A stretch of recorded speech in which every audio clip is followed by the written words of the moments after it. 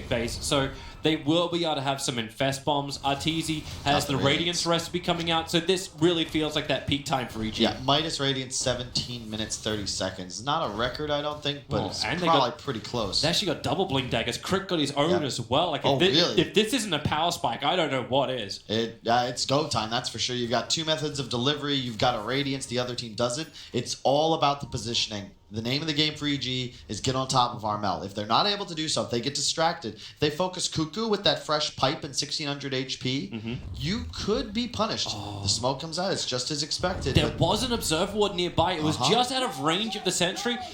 TNC may know this just because EG were falling back with two heroes over the top of the vision of that ward. And you're seeing the position of Cuckoo. He's trying to make it, so if they do come up that high, they break it. Darkseer will break the other part of the smoke, and everyone's wanting to get away. This is the double blink reveal. Remember, they do not know this TNC, so if they feel like they can take the fight underneath their own observer board, in the back lines, Samel's going to take out Ancient Apparition with a fallout wind-up. He takes the Requiem kill onto AA, and with the coil, Sniper, well, they actually have Gabby still fighting up against S4, and Samel, what are you doing on a cliff? He'll get back down again. Don't go Arteezy. Never go full Arteezy unless you're actually dominating. Then you can go full Arteezy. He'll turn around, try and fight the Fissure, create him some space, and maybe Arteezy, no, he's silenced up. He couldn't rage again. He'll end up going down. Tims will take the streak away from him, and he wants to run forward again using these iron shells from Cuckoo. They're finding the damage, maybe not to Fly, but they're rolling ball forward, finding it S4. They'll get the kill as well. Fly's caught on the wrong side of the tracks. At least he's got friends, his winged friends, but Cuckoo wants to take care of them too. Starts the burn. Here comes the AA blast. Fly can't TP yet. He's got no mana for it. He gets hit by the Ice Blast, and he will 100% shatter. He'll save his birds and die for the cause. So a lot of interesting things happen in that team fight. It went three different ways, right? Well, two uncharacteristic mistakes. Arteezy and S4 died with their defensive abilities off cooldown. Like, they just tanked spells and died.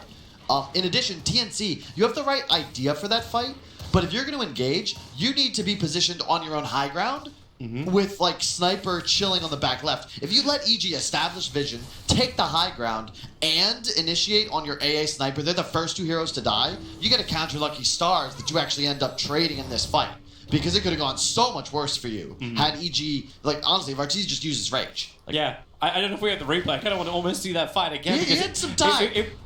Okay, we don't actually have it, I'm afraid, so... But sitting up on a hillside as well, like Samel was a non-factor. How did he get on the cliff again? It didn't look like he got. Like, it looked like he actually. I think he blinked there.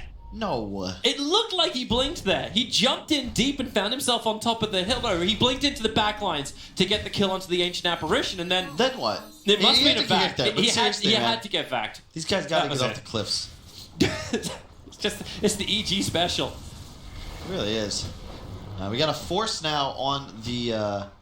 Wait, what? Okay, I thought for a second that the mech went out to the Sniper, but it's actually on the Darkseer. No, this isn't Fada playing Sniper. Yeah, it's good itemization. Like TNC, they're checking all the boxes, they're making the right plays here, and you look at S4. I think this could actually be a problem for EG. His net worth is not nearly that of Cuckoo's, and notably, EG, you're missing that critical hero to buy the teamfight items. So Fly's got to do it, but you're asking your 5 position to buy all these sustain items now. So he's still a recipe away from a pipe, whereas Cuckoo, he'll be finishing Greaves in a couple moments already with his pipe finished. So it's a lot of HP advantage going the way of TNC for what we have to assume are some more big 5-on-5s. This isn't what was meant to happen, though. Like, EG had their double blinks. They were ready to fight. They were meant to have the overwhelming momentum shift their way, but... I know, I see a graph and it goes the opposite direction. Like, TNC are the ones who have the lead in the goal. They're the ones who are they're behind in experience, but they seem to be controlling more and more of this map. I will say, but like right now, it doesn't matter. Like, nothing matters until the next fight that we have. And I'm trying to figure, like, what's the power spike, right? I think the next one is going to go into TNC's favor, and there's the smoke. Because they just have the mech. It was spotted. Was it? Yeah, there's one observer ward. It spotted one of the heroes that went invis. It went into the cover of smoke. Yeah, and they've got the blink though. That's the key. There it is. Blink reveal. Boom. Dead Fly. Okay. Burst maybe it wasn't spotted. Apparently not. The Fly didn't get the memo.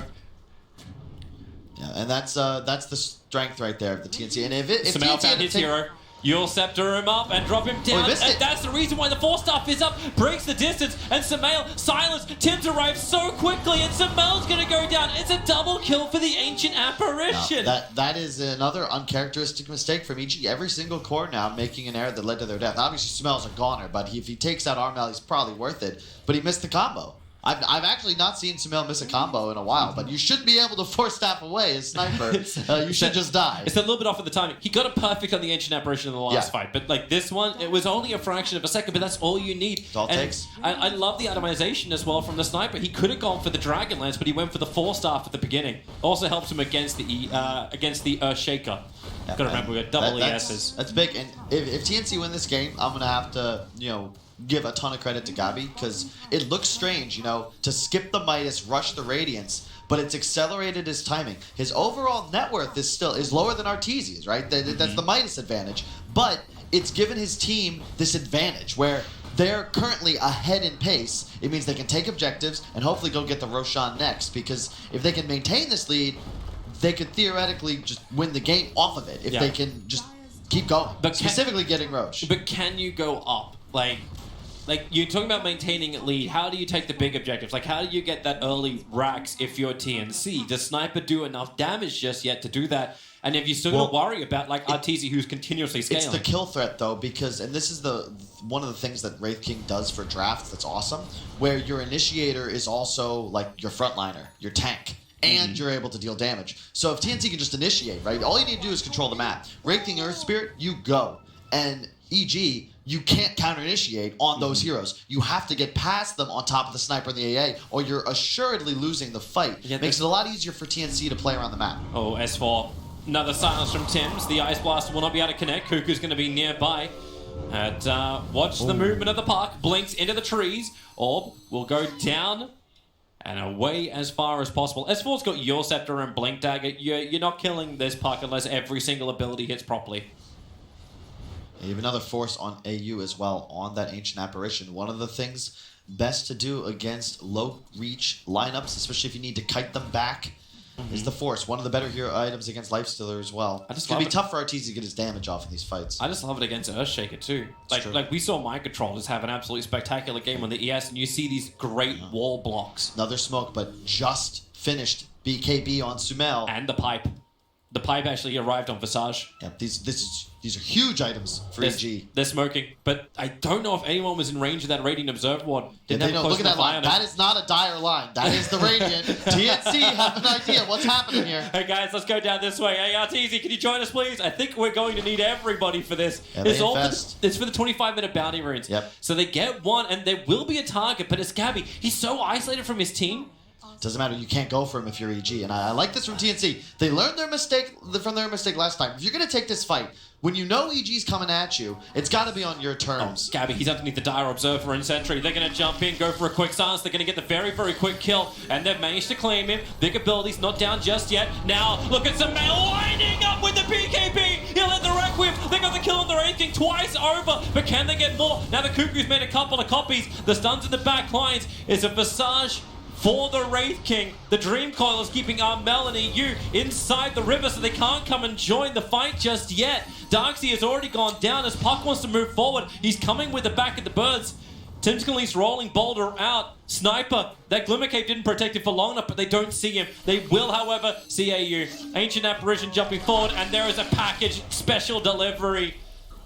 S4 gets the double kill. Arteezy helped him get there, and now EG will take that mid-tier one. I gotta stop cursing teams, man. Right as I prayed, you knew they were doing that, TNC, and maybe they were lulled into a false sense of security because they expected EG to stay bottom, but as you said, that was their timing. They got the BKB, they got the pipe, and I'll be honest, Dota is a pretty simple game nowadays. You get about as strong as you can, recognize when you've peaked, and you just go find a fight. That's what EG did. They catch Wraith King unawares. And honestly, if TNC set up there, you could see EG wasn't really comfortable committing because they had used so many spells on the Wraith King. They had to back away because the Sniper A provides so much damage. But Wraith King just goes down twice without even a fight. But the funny thing was, there was no fight because S4 was in the back lines. Who did he target? He jumped straight as quick as he possibly could onto the Sniper, found the Ancient Apparition. You look for the silence and the Dream Call that just held him in the river. You had that fight in the high ground, and they were too steps down but from you hell. Can't, yeah, you shouldn't. If you're gonna have Gabby farm there, you've just got to play a bit better as TNC. That's the second team fight they've taken on poor terms, and that's just EG kind of demonstrating their experience advantage, right? Because they haven't taken that fight. They've made individual errors. Don't get me wrong. Each core has one death they probably shouldn't, but it's not because of mispositioning or poor 5-man tactical strategy.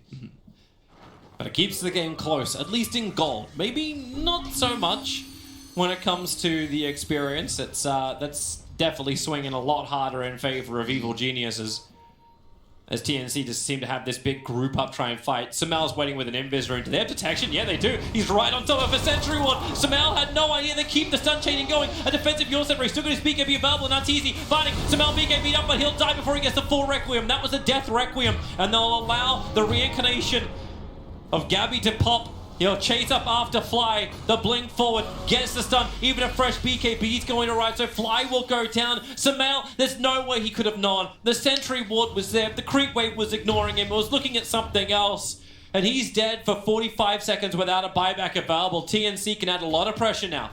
What do you want to do, though? Roche is available. Do you want to make that play, TNC? Also, love that minor thing, but Cuckoo, he not only got a wall illusion of Arteezy, he surged it forwards and ensured that the blinks on Shaker and Puck would be cancelled. Really well done.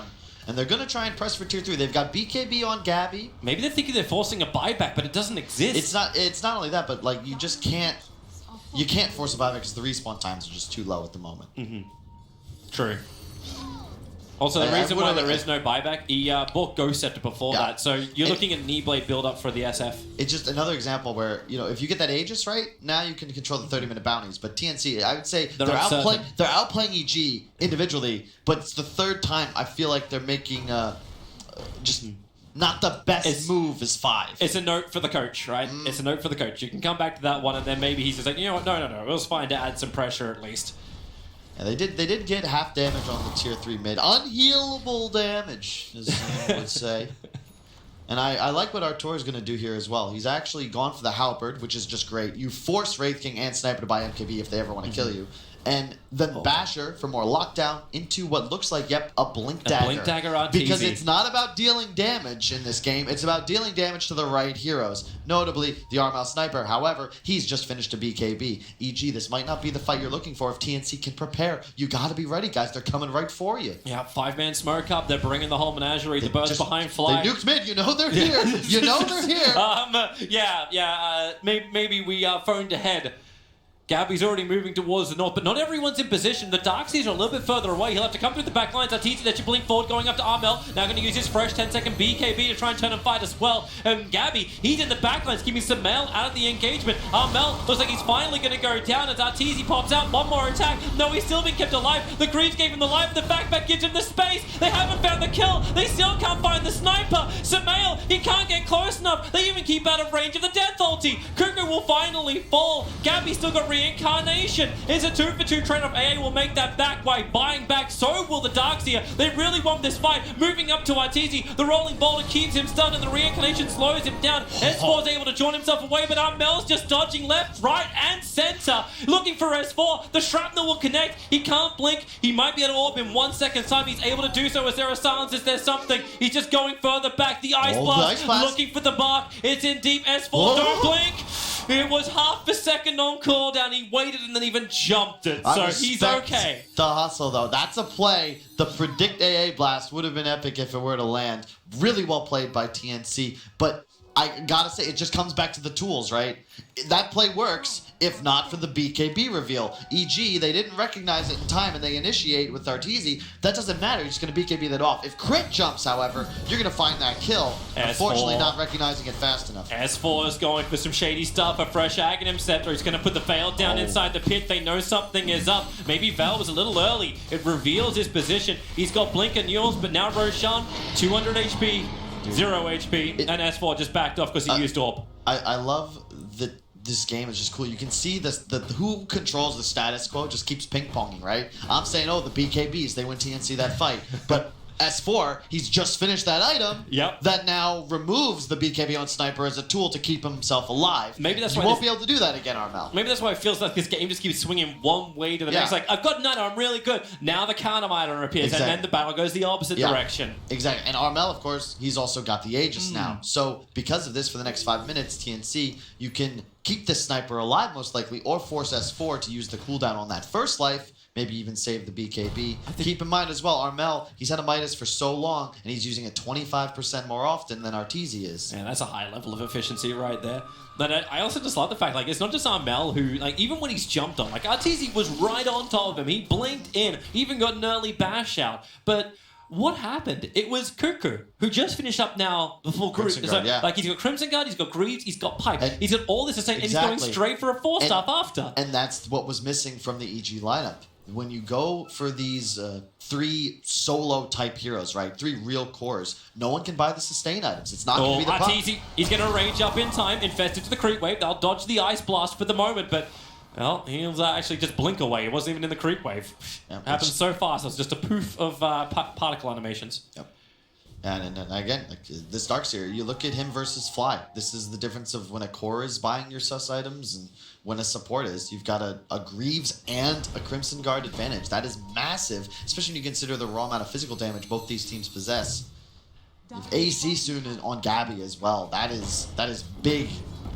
EG, you might want to defend this, but it's tough because S4, he's jumping in. He was not looking for the denial at all. He's just using that long range orb to get in and out. I like this from TNC. You get the Aegis, then you clean up the tower's bot.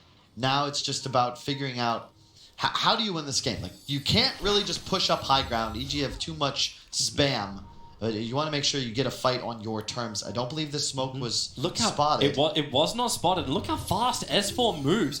Like, he was throwing the orb out. He doesn't want to go into the wave. But the Radiance Burn, which is still on from Arteezy, is making the creeps move.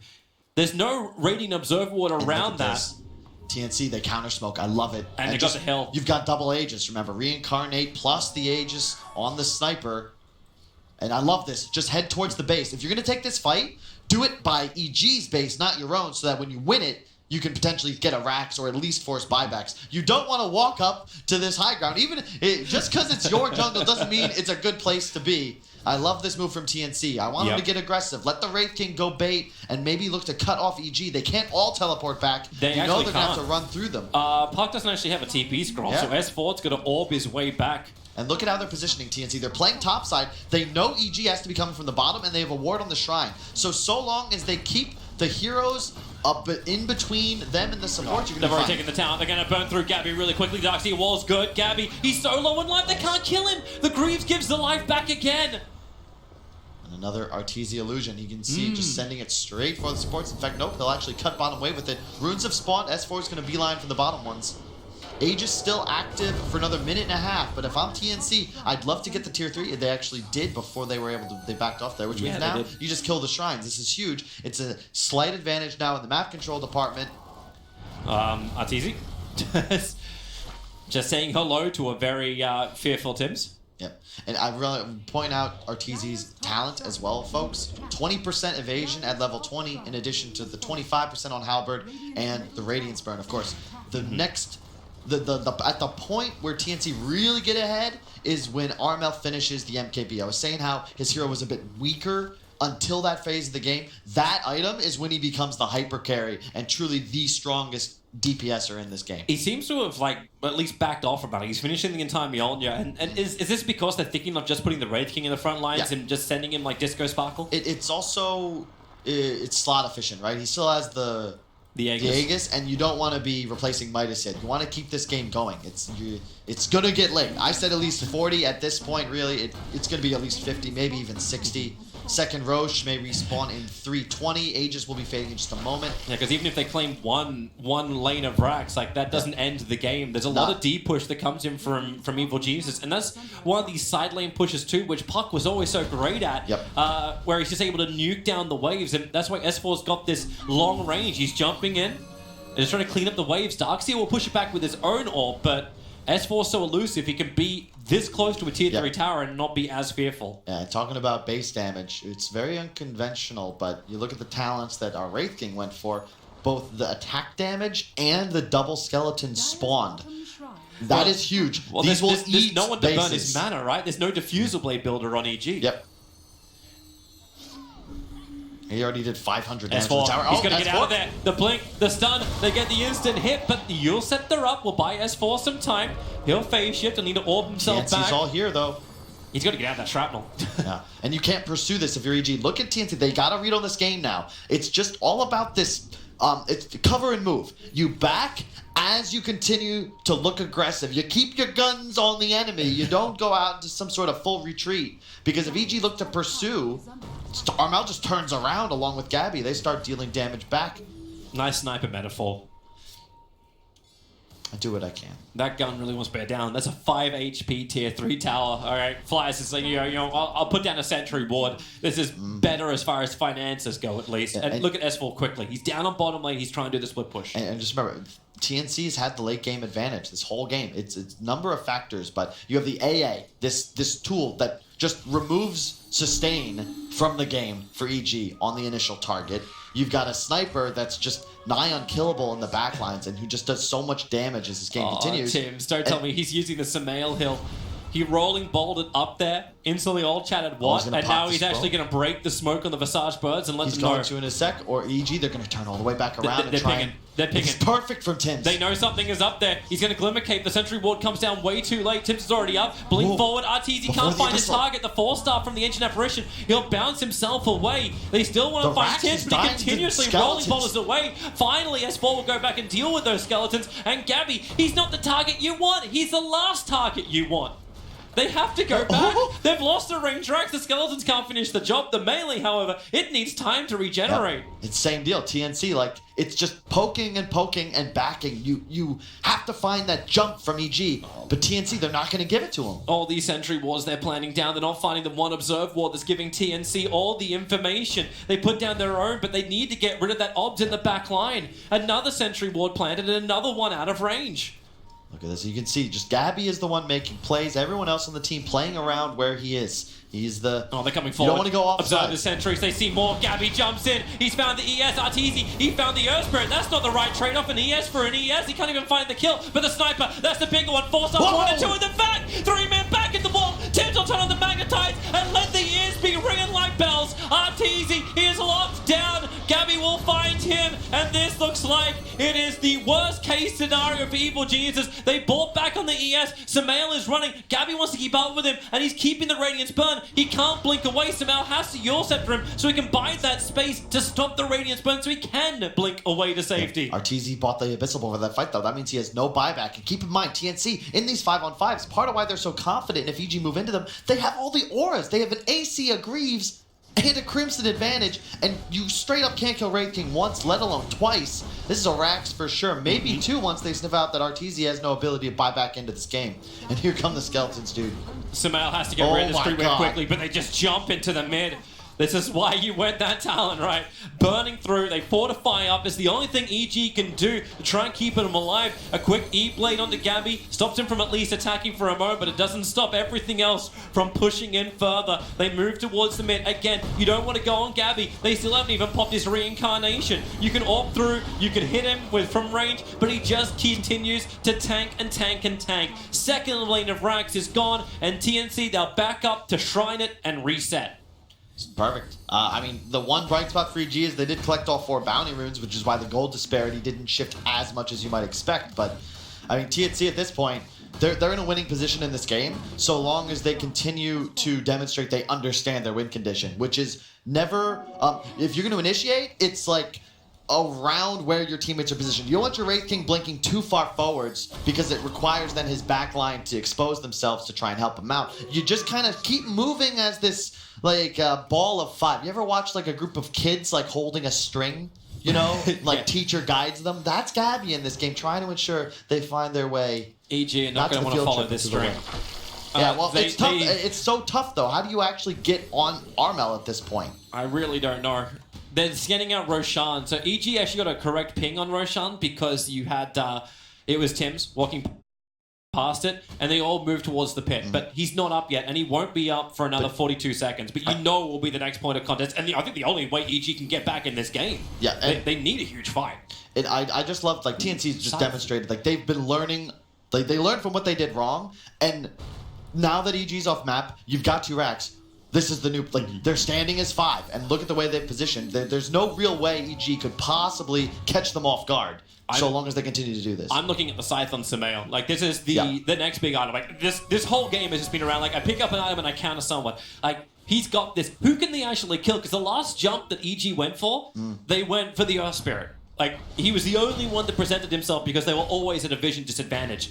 How do you actually play this now? Like, where do you get your vision, and who do you want to go on, apart from just saying Sniper? It's AA specifically, and Sniper. There really isn't another target for you. Look at the HP pools on these other 3 heroes. Cuckoo, 25 armor, all the support items, 2600 HP. You got 26 armor as well on the Earth Spirit with a Glimmer Cape and a Ghost Scepter. Like, it's just not possible. Gabby was just sitting on the other side of the river, taunting him up. There's a Gemma Truce on S4, so that Glimmer Cape doesn't protect him. The Soul Assumption damage down. Can they pop the reincarnation? They can't. And RT's going to get hit by that Ice Blast. They'll have to retreat. The Darkseer wall being burnt by TNC. And they get what they kind of wanted. It's the copy of the Life Stealer. That's 40 seconds they'll have him for. And Roshan's up. The Bird's watching it, however, from that little nook and cranny. I'm surprised it's not been changed yet, because you can't actually see that bird, but it does get vision of the Roche pit. Hey, I really don't like that. We'll get around to the Works changes. with couriers too. Just like we'll get around to the Fatal Bonds being changed up. Still in beta. Smoking up, they're coming in. The blink forward, finding the target is going to be flying crit. He's going to fissure, try and buy some space, but Gabby doesn't care. In fact, he wasn't even hit by the fissure. Welcome to the army of the dead. They're moving north. They should know Fly used buyback in that last fight. Will be dead for 70 seconds, which means they most likely get this Roshan for free. Oh, AU, look at his positioning. He's in the tree line behind. He's going to TP out now. He doesn't really, I think he realized he doesn't want to be in the middle of all of EG. Yeah, and I like what TNC, again, just, this is an unlosable game if they don't throw. Just keep finding fights, play as fun. Oh, Gabby, he jumped in as a quick phase shift. They turn around. The Hex is out from Samael. They're looking to keep the control over on the Wraith King. Still got that BKB available. They blink out. It's like they're trying to force his BKB or something. But another phase shift and a blink out from S4. If you're TNC, they're just trying to get their point. They're pushing EG away so they can finish this Roche. EG, like, you can see they're initiating on Wraith King, but they recognize this is not our target. Yeah. Gabby has not used BKB. He's not really threatened because EG can't full commit. Also, watch the North. Just like Game of Thrones, the dead come for you. They will push through the lane. They will go for the tier 4 towers. It's a nice vision to release hold Gabby, but then, hey, you got Surge. That'll get him further down, and Roshan's already begun it. Oh, he jumped in! He got a huge hit! Mel's gonna go down! Roshan was in there helping him out! Tim's gonna fall as well, Arteezy! He's doing the damage, and the Echo Slide forward from Crit! It's opening the space! You can back him back into the wall! Reincarnation will hold him there! Samael, what have you got to give? Another Hex available for Gabby! His PK will protect him! He's looking towards Crit, and actually just have the Surge and Cuckoo running through Evil Geniuses! Arteezy will rage TP out! Does he have the time? Does he have the space? He does! They will manage to live, but Roshan, he's so low on life. They turn around TNC, S4's nearby on almost no life, and he'll be silenced and killed. Buyback is available for him, and he'll commit it instantly. TNC kind of got what they were looking for. That's a lot of buybacks on that was so sick, though. It didn't work, but that was sick. EG recognized, like, look, for the love of God, we need a fight on our terms. We have to somehow surprise TNC. And they even got me off guard, because that was an infested Life Stealer inside of S4 Puck. And they just hopped out of nowhere, and all of a sudden they have all spells used on 3.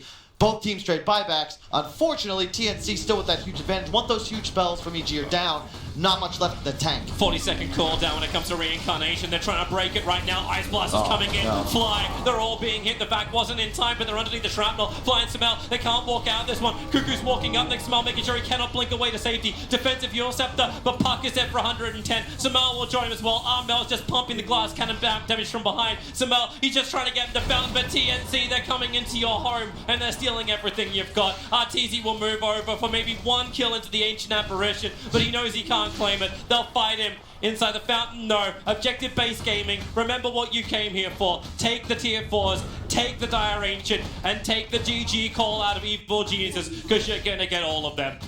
Yeah, this is most certainly the game. You've got 2 cores down without buyback, unless Arteezy can pull off some miracles. Oh, he's blinking him. He's going for the Abyssal Blade onto ES, but once again, it's this Darkseer, never-ending life with the Greaves. Maybe with the stuns, Gabby. He's still got Reincarnation available. Flies the one with his little familiar, trying to find the stun. Crit's doing what he can to stun it to Gabby, but the Abyssal Blade is a little bit stronger. Not to mention the teamwork from TNC. Arteezy was in the back lines, but the 4-stuffs. Armel just keeps pushing away, and BKBs. Finally, the GG call. It does come out. 47 minutes it took, but TNC claimed game 1 in this best-of-3 winners bracket semi. Yeah, and you can just see the difference. Neither side wants to target the enemy 1, right?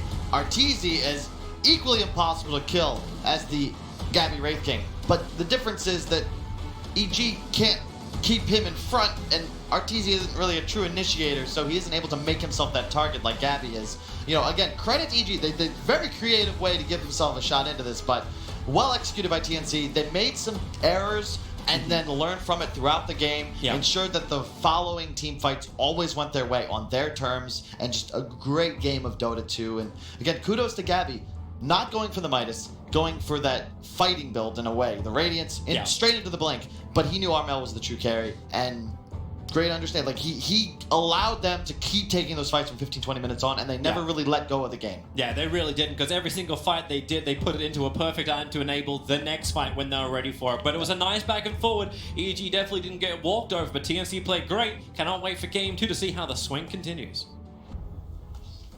Indeed, yeah, TNC taking game number 1 here at ESL 1 Birmingham's bracket stage, of course. Nothing from these two to lose in terms of being in the tournament. They'll guaranteed to be in the main event itself. But who will live on to get into the top of the bracket? And don't forget, I know it's a bit of a meme out there, but the winner of this series is guaranteed top 3. EG, though, currently 1-0 down to TNC. We're back with our panel members once more, Pyrian Flax and T-Governor alongside. Good display from TNC. Yeah, I think you can tell from the draft as well, TNC had comfortable heroes that they wanted. They had their second pick AA, they had the Darkseer. Like, the first 4 heroes were, when you look at all the TNC games they played, this is probably one of the best ones that they can pull out. So I'd like to see EG in the next game maybe show a little bit of respect to some of the elements in this draft. Okay. Or know that it's coming and just have a better plan for it. Yeah, because exactly. To be fair, Ted, that's also some very comfortable heroes for EG as well. I mean, we were talking about, it's the S4 Park, it's the SF Samael, it's the Visage from Fly. These are comfort heroes for them too. They are. I really like TNC's draft. I like it when you have a Wraith King who understands, like Kyle said, that their job is not to be the one who lives. He's the one who goes in and fights. And like you were saying, they like these drafts where, in C, where a guy goes in, Wraith King goes in, he dies, but you've got all this follow. You've got Darks, you've got AA, you've got Earth Spirit, and then you've got Sniper the whole time, just picking it off. And that's exactly what you want. Yeah. And I thought it was a really good draft, well executed. And especially with the itemization on the Sniper, he went for the Midas, he then went for the Maelstrom, which allowed him then to get the early BKB, and he could always scale in the game and also not be punished. Early on in some of the engagements, he was getting caught by the core, getting caught by the fissures, but it still didn't really hinder their overall game plan, because as soon as the Sniper picks up the BKB, they have no answers. They're going to have to somehow lifesteal or get a blink, then jump onto the Sniper, maybe have an Abyssal. There's so many more items that EG needs even to get onto the Sniper. And that's why I think as well, TNC with second pick, it's a scary team. They can pull out these Alex, they can pull out these Meepos potentially. Yeah. Again with the Snipers, I think it's when you have this well-rounded draft that leads into this ultimate last pick. EG needs to have this in mind. They need to try and tick the boxes. Can we play against Hearthguard? Can we play against a Brute? Can we play against, and just need to make sure their draft in the next game can answer some of these questions. Okay, I think I know the answer to this one, but I'm going to ask the question anyway. MVP? Jeez. I mean, I'm a Wraith King fan. I always have been. I'm going to have to give it to Gabby. I mean, I thought he played excellently, so I'll give it to him. Okay. Yeah, I think Gabby played really well. Again, I think the Sniper played also very well. Yeah. But sure, I think Gabby, the way that he was able to play in your face and not actually he enabled overcommit too much, right? Yeah. He wasn't like jumping in and then dying, and then it was like his ult was then like, okay, guys, come now, I'm now dead. Yeah. It's more like I'm jumping in, I'm dying with a purpose. Yeah, and so, dying with purpose. Yeah. That's Wraith King in a nutshell. Yeah. Dying with a purpose, I like that. Okay, break time for us here in Birmingham, but don't go too far away. Game 2 just around the corner. Don't forget, we're done with the best of 2s. This is all about the best of 3s. Still a chance for Evil Geniuses to make the comeback. We'll see if they can start that road very shortly.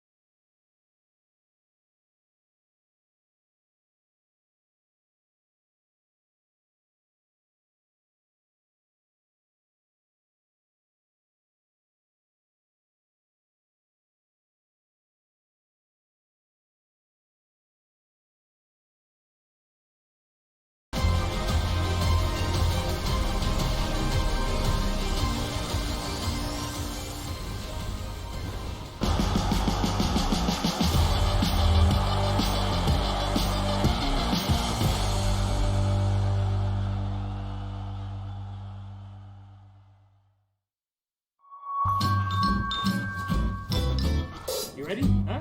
Hey, easy boy. Huh? You ready? Huh?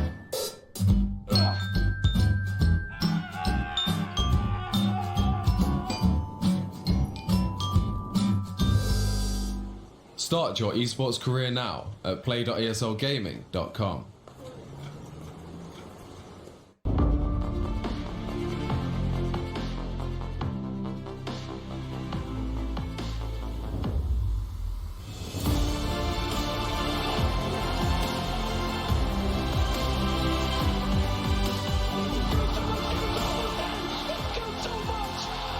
Team Secret will win Game 5 here at ESL 1 Hamburg. Step lively now. Your Admiral is on board.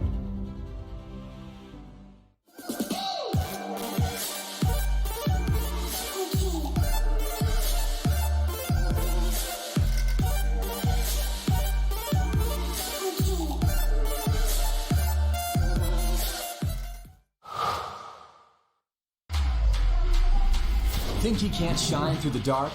Stream a Roshan Steel in high resolution? And record a play for the history books? Watch this. Think he can't make a victory go viral? Watch this. Think a support can't be in the spotlight? Watch this. On Intel Core i7, a legend can rewrite his own legacy. Game, record, stream without compromise on Intel Core i7. Remember where it started. Your first experiences. The journey you traveled. The journey you love.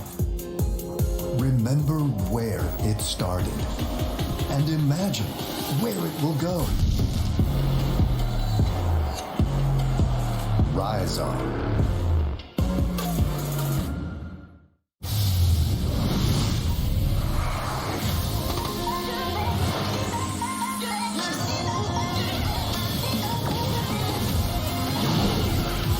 Do you have what it takes? Sign up now for the Vodafone 5G ESL Mobile Open. Qualify for the grand final at Milan Games Week.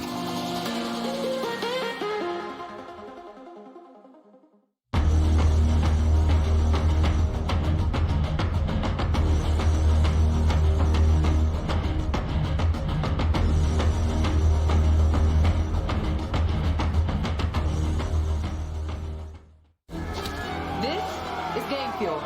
It's domination in a can.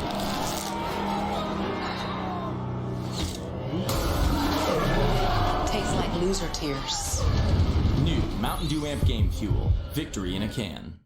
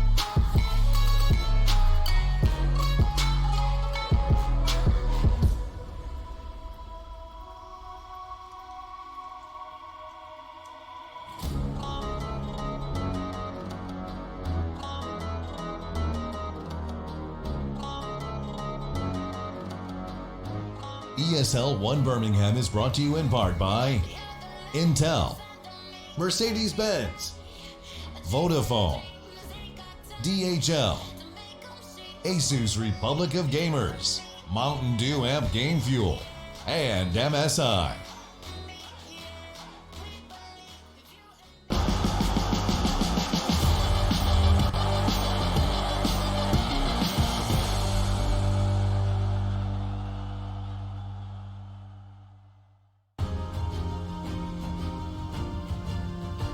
Day 3 of ESL 1 Birmingham 2019 coming to a close with our final series of the day. We're in the upper bracket right now, the semi-finals, which guarantees a place to the winner of each of these games, a top 3 finish here at ESL 1 Birmingham, and of course playing on the main stage in front of a crazy British crowd over the next 3 days. We're really looking forward to being inside the arena tomorrow, but let's finish off day 3. Is it going to be the end to day 3? That's a question we'll pose to Tyrion Flax as well. Lord Tyrion Flax and Lord P Governor, that would make you. That doesn't work. Lord Governor of T, sure. Yeah. Lord Governor of the yeah, something like that. I don't know. I was just reading some Game of Thrones stuff backstage, and now I'm all over the place. Tyrion.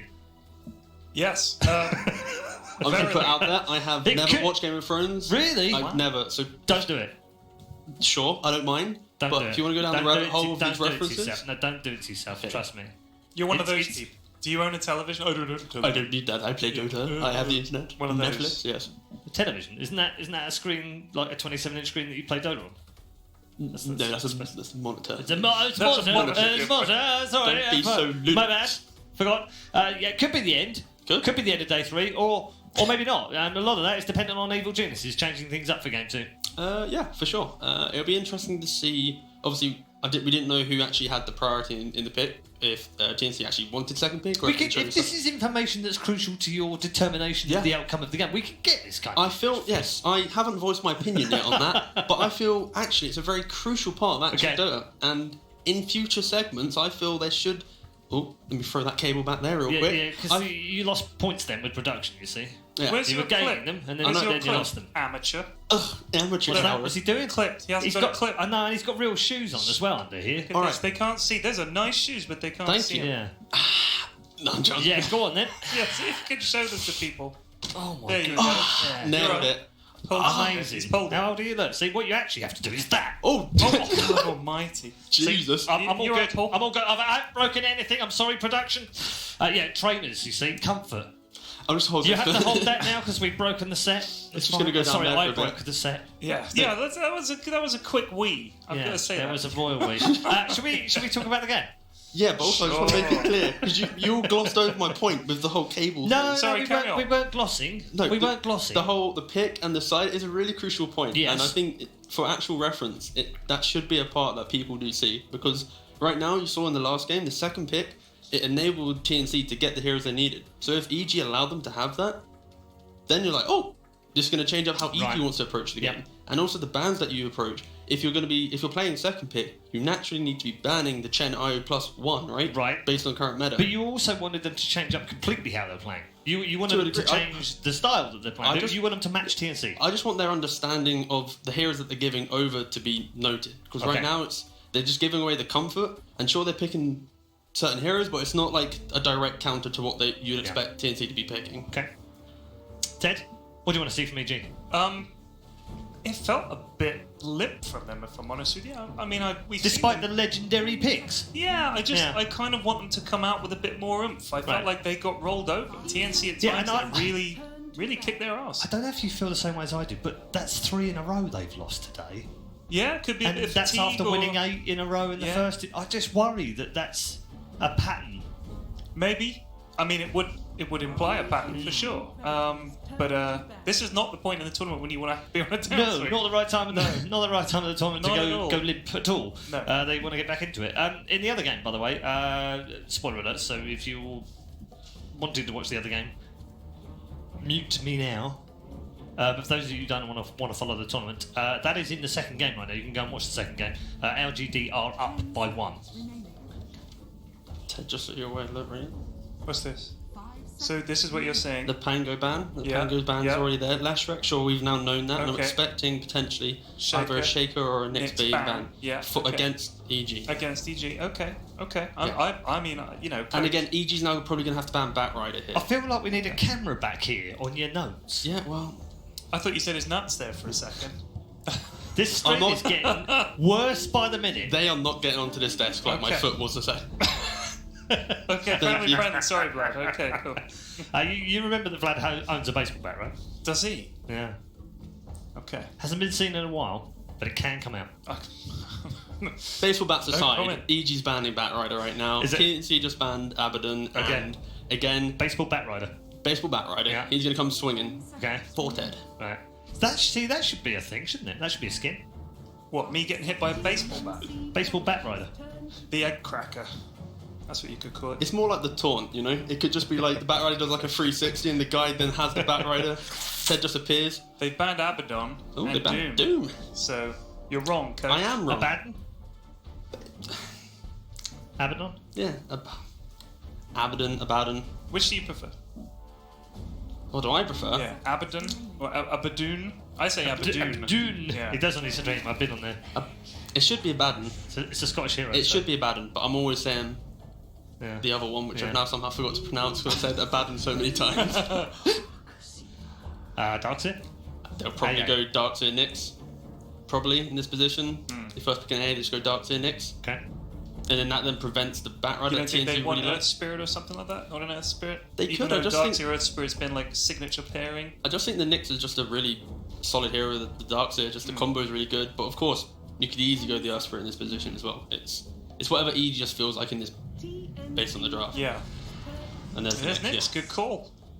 So again, right now, based on TNC's previous draft, they would have gone defaulted to a Batrider in this position, but I don't see that working out really well. not especially with when the Nyx, No, for and sure. it just feels clunky. But I think the Nyx pick also means that TNC probably wouldn't pick Sand King because of the No, Sandstorm. but they Nyx still as well. could pick it.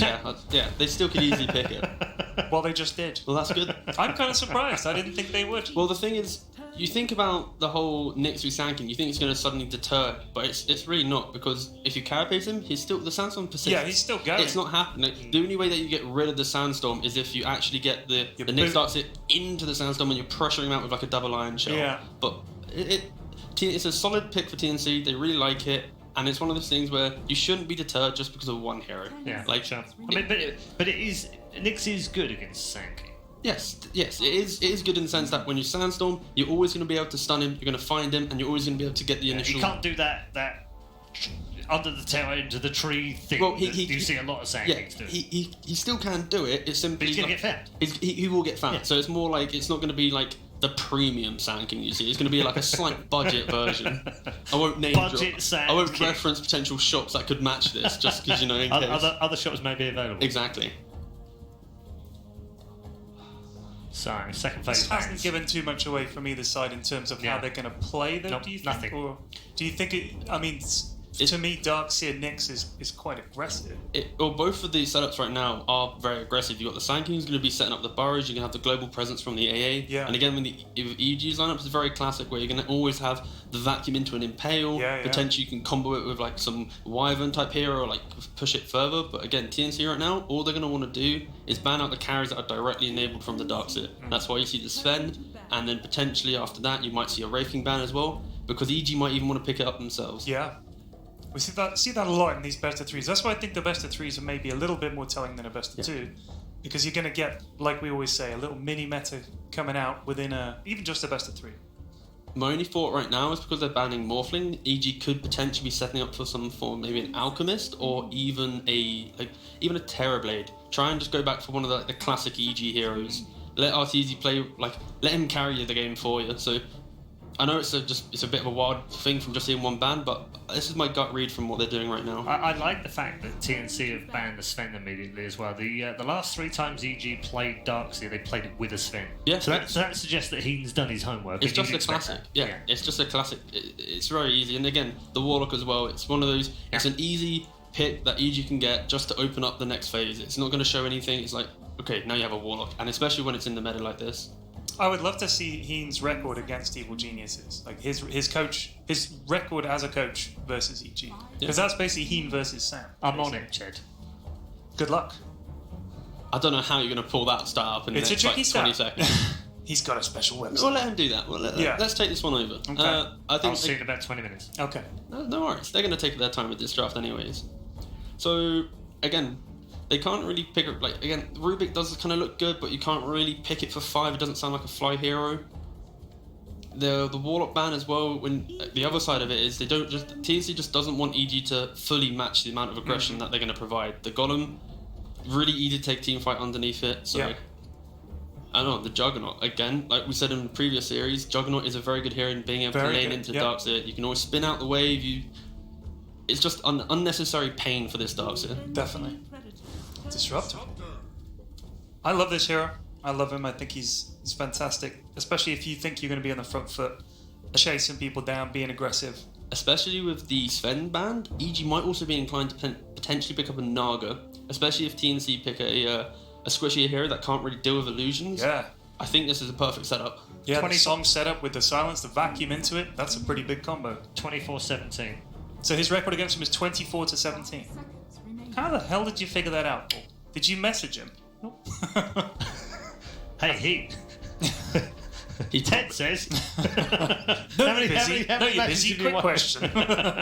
Yeah, just take time out. So 24-17. So yeah, that's a very quick and dirty one. Wait, was that the stat that you were preparing like a week ago, and that you came here saying, "I got this really good stat about Heen," and then you made this whole ruse right now, making it look like you're... I actually had to do it on the spot. I don't know. Yeah. It's me or you now. They're going to take your word, actually. Okay, cool. It's a quick and dirty one. I would like TNC to pick up some disengage, actually, from this.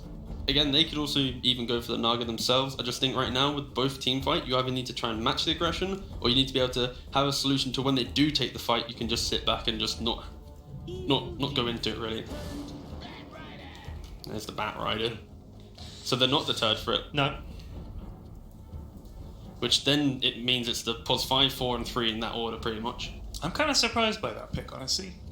Bat into not only Nyx, but I feel like Disruptor kind of messes Bat Rider up a bit as well. Sure, but in the laning phase, the Disruptor is actually really sad. He doesn't really do much to the Bat Rider, especially if he's got the Sanking with him. It also opens up the possibility where with the dual lanes, the AA could potentially go up into that lane, get a lot of aggression, and then that leaves your carry just playing alone into the Darkseer. See how they played it the last game? Or they had the Lifestealer? Yeah, they can then also have that type of hero that just sits in the lane by himself. But again, Lifestealer is a really good pickup. The Bat Rider is going to be really upset playing into this Lifestealer. He's going to have to try and bait out the rage and then go on after the rage. Yeah. And especially when all 3 of your heroes right now from TNC naturally are magic damage dealing like cause. TNC needs to get an answer right now to actually kill this Razor. Lifestealer. They could potentially pick up the Razor, which is the direct counter to Lifestealer.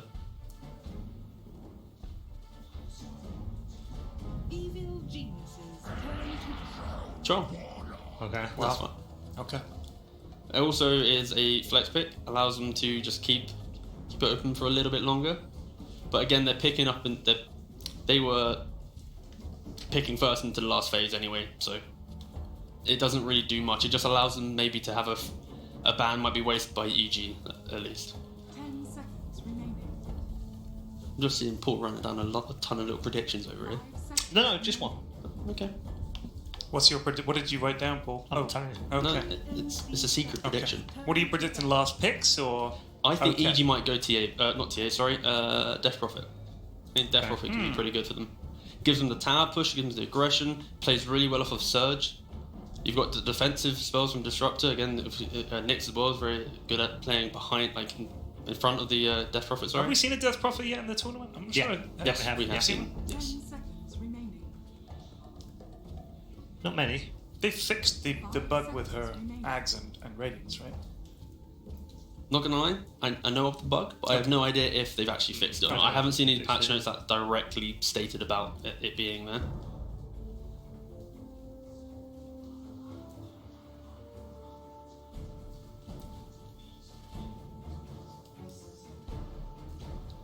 The real question is, what does TNC like? They need to whatever hero they want to put. They have to pick a hero mid that is able to this is why I like Razor for TNC personally, because you can still put it mid if it's a good matchup, or you can put the troll mid in certain situations as well. True. And they just need to ban out a hero that is like this tempo controller for EG. Yeah. For example, this Death Prophet is very scary. Queen of Pain is very scary. Storm Spirit as well is extremely scary if you get to that point in the game. And I think these are the key heroes that TNC need to go. If we pick a Death Prophet, we shouldn't be scared of Storm because of the silence. And same with Quap. So they're just kind of running this process right now. Well, they're running out of time. Yeah, they've got 4 seconds left. And they banned the sniper. Do you think EG would have gone for sniper there? You are joking. No, he said Oh, that he wrote EG sniper would for go EG. for it. What? Go on another level. Oh, TNC take the Death Prophet. Okay. Paul actually did write down sniper So for EG. is this a Quap? Do they want the Quap now? I think Storm probably, but the silences from DP has kind of screwed that over. Storm could be okay simply. Well, they banned the TA themselves, which. I mean, the thing is, like, Sumail already told us he doesn't really think that these matchups to, No, he's not. He's not wild. So. I think he feels like they're not wildly counterable anymore. Like, as in massive gaps between them. So he's quite okay picking. Yeah, he could. I mean, he really could. Yeah. They haven't actually played against a Death Prophet in this tournament right now. No. I know they played against Team Spirit in the last tournament they went to, the one in Moscow. So I think he was playing Windrunner in that one, but I don't know if that matchup's good enough for him to play it, especially when they lost to it. So yeah, I still like the idea of them just knowing there's a DP there, but if they pick up this Storm or this like Quap hero, I mean the Storm's still there, isn't it? So yeah, the ability just to get the lifesteal onto DP. DP doesn't enjoy minus armor, and I think it's for the lifestealer after Radiance. If he goes for maybe a different build, you can easily blow up this Death Prophet, and she doesn't like a lot of people on her at once. So that's why I think they need to pick a mobile female hero. Yeah. Here we go. And there's the Quap, yeah. You may now select your heroes. So yeah, I think it's a nice draft. I think, again, it's really hard to say a draft looks bad when you have a Nick Starks in. I think as soon as you have this combo, you've always got every point of the game where if you're behind, you have the wall, you're going to be able to take over the enemy, you've got this illusion. It just always looks nice. And I think they're all comfort heroes pretty much for the side of EG. And again, for TNC, I think they've got... They were comfort last time, though. Yeah. That didn't work out. Is this a faster pace? Is this the kind of pace you were looking for? I think that they can easily take these earlier fights. And I think, again, TNC's got 3 of their best heroes. And I think EG's got probably 2 or 3 of their heroes as well. So I think this is going to be a much closer game. The earlier fights, they can both take them. But my only fear is this Death Prophet, the Ags, it's very strong. And it's very strong, yeah. Sumail doesn't play well in the mid lane, which normally he does, but if he doesn't, they might have issues actually blowing up this hero. Okay, very quickly, Ted, which way? I mean, I think it'll probably go to a game 3. I can't imagine EG getting 2-0'd, so I think EG will take this one, honestly. Right. Yeah. Okay, Ted wants a game 3. I think we all want a game 3, don't we? Because it'd be nice to see this one go all the way. Let's see whether we do get that game as we head into game number 2.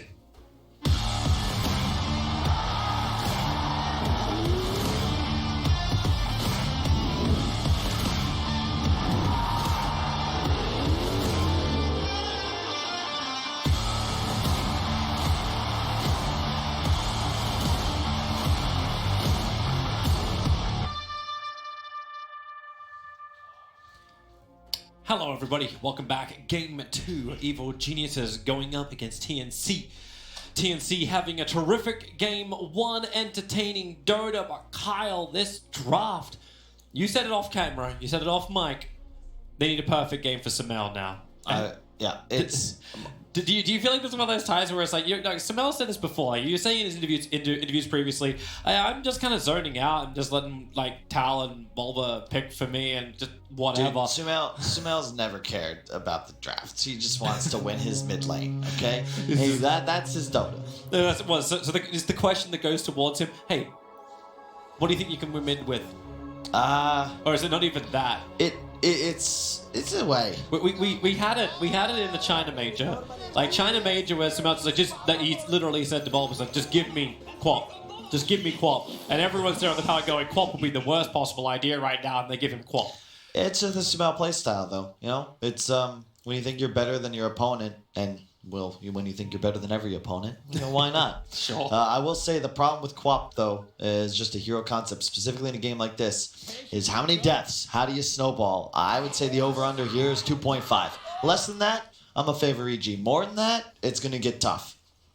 That was a lot of wins for this patch. Was that 11 wins for this patch? I suppose because they've got the extra... Yeah, it's 11 games and a 73% win rate. They may have played it a lot in Moscow. Yeah. And I will say, though, the Quap, if he has a great game, you should be able to beat the DP in the laning phase. And if you do that, you can start to really snowball hard because Bat and AA both hate playing against Quap. Even Troll, really. No one on TNC is really great at hunting the Quap outside of team fights. Sure, you could like get ganks and stuff, but I expect Sumail to go for his utility style. Maybe a Veil into a Linken's specific. Because if you look at Linken's in this game, it is insane. Against the initiation of Bat, he's going to need that. Sanking stun as well. And once again, though, the Arteezy Lifestealer. Yeah.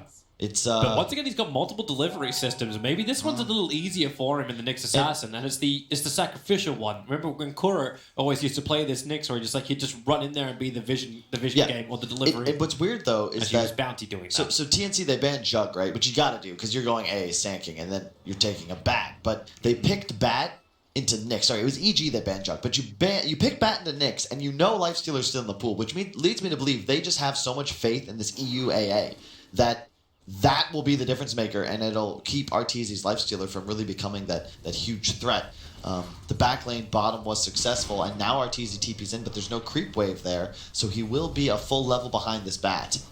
Yeah. That's the downside for him, but the fact that Cuckoo TP down, so it's like, is this actually the matchup they were looking for? Like to have Arteezy up against Batrider? For sure, and this is why you pick the Lifestealer. You always want to ensure it goes up against the Bat. And it's not surprising, but it's a bit tougher just because that Bat does have that full level advantage already. And Fly feels very sacrificial, trying to keep Armel out of the lane, but with the Spirit Siphon and the Crypt Swarm, they have the range thanks to the rotation in from the Ancient Apparition. And Sumail, it's like, okay, I can't really do anything to help you here. I've got a level 1 Shadow Strike that was on cooldown at the time. That's huge for Armel, because you can see he was already getting heavily out CS'd, right? This is the third wave. He's at 2-1 against the 6-2 of Sumail. This bottle, or rather the first blood, means he'll have that much-needed regen and the null. Quap very much a snowballing laner. If you win the first couple waves hard, you can crush a lane. And that's why Fly's here, just to try and get him that support. Get Sumail that early couple null advantage. And you want to look at a lane crush, you have a look up towards top lane, and 9-6 CS on Gabby. And he's still got a creep wave coming in towards him. The Darkseer doesn't really stop Gabby from either farming or denying. The Iron Shell's that consistent damage that you could just play around and CS around easily. And it's also the dual support combo, right? You've got AA and a stun. It was Earth Spirit last game, it's Sanking this game. S4, he steps out of position ever so slightly, he'll just die because of that Cold Feet Sanking stun setup. Now they'll need that camp in just a bit. This side camp to pull up or something to allow S4 to change the balance. Yeah. And you're cool with this. All right, come on, Disruptor. You got this. JJ's been watching for this. The courier snipe down mid.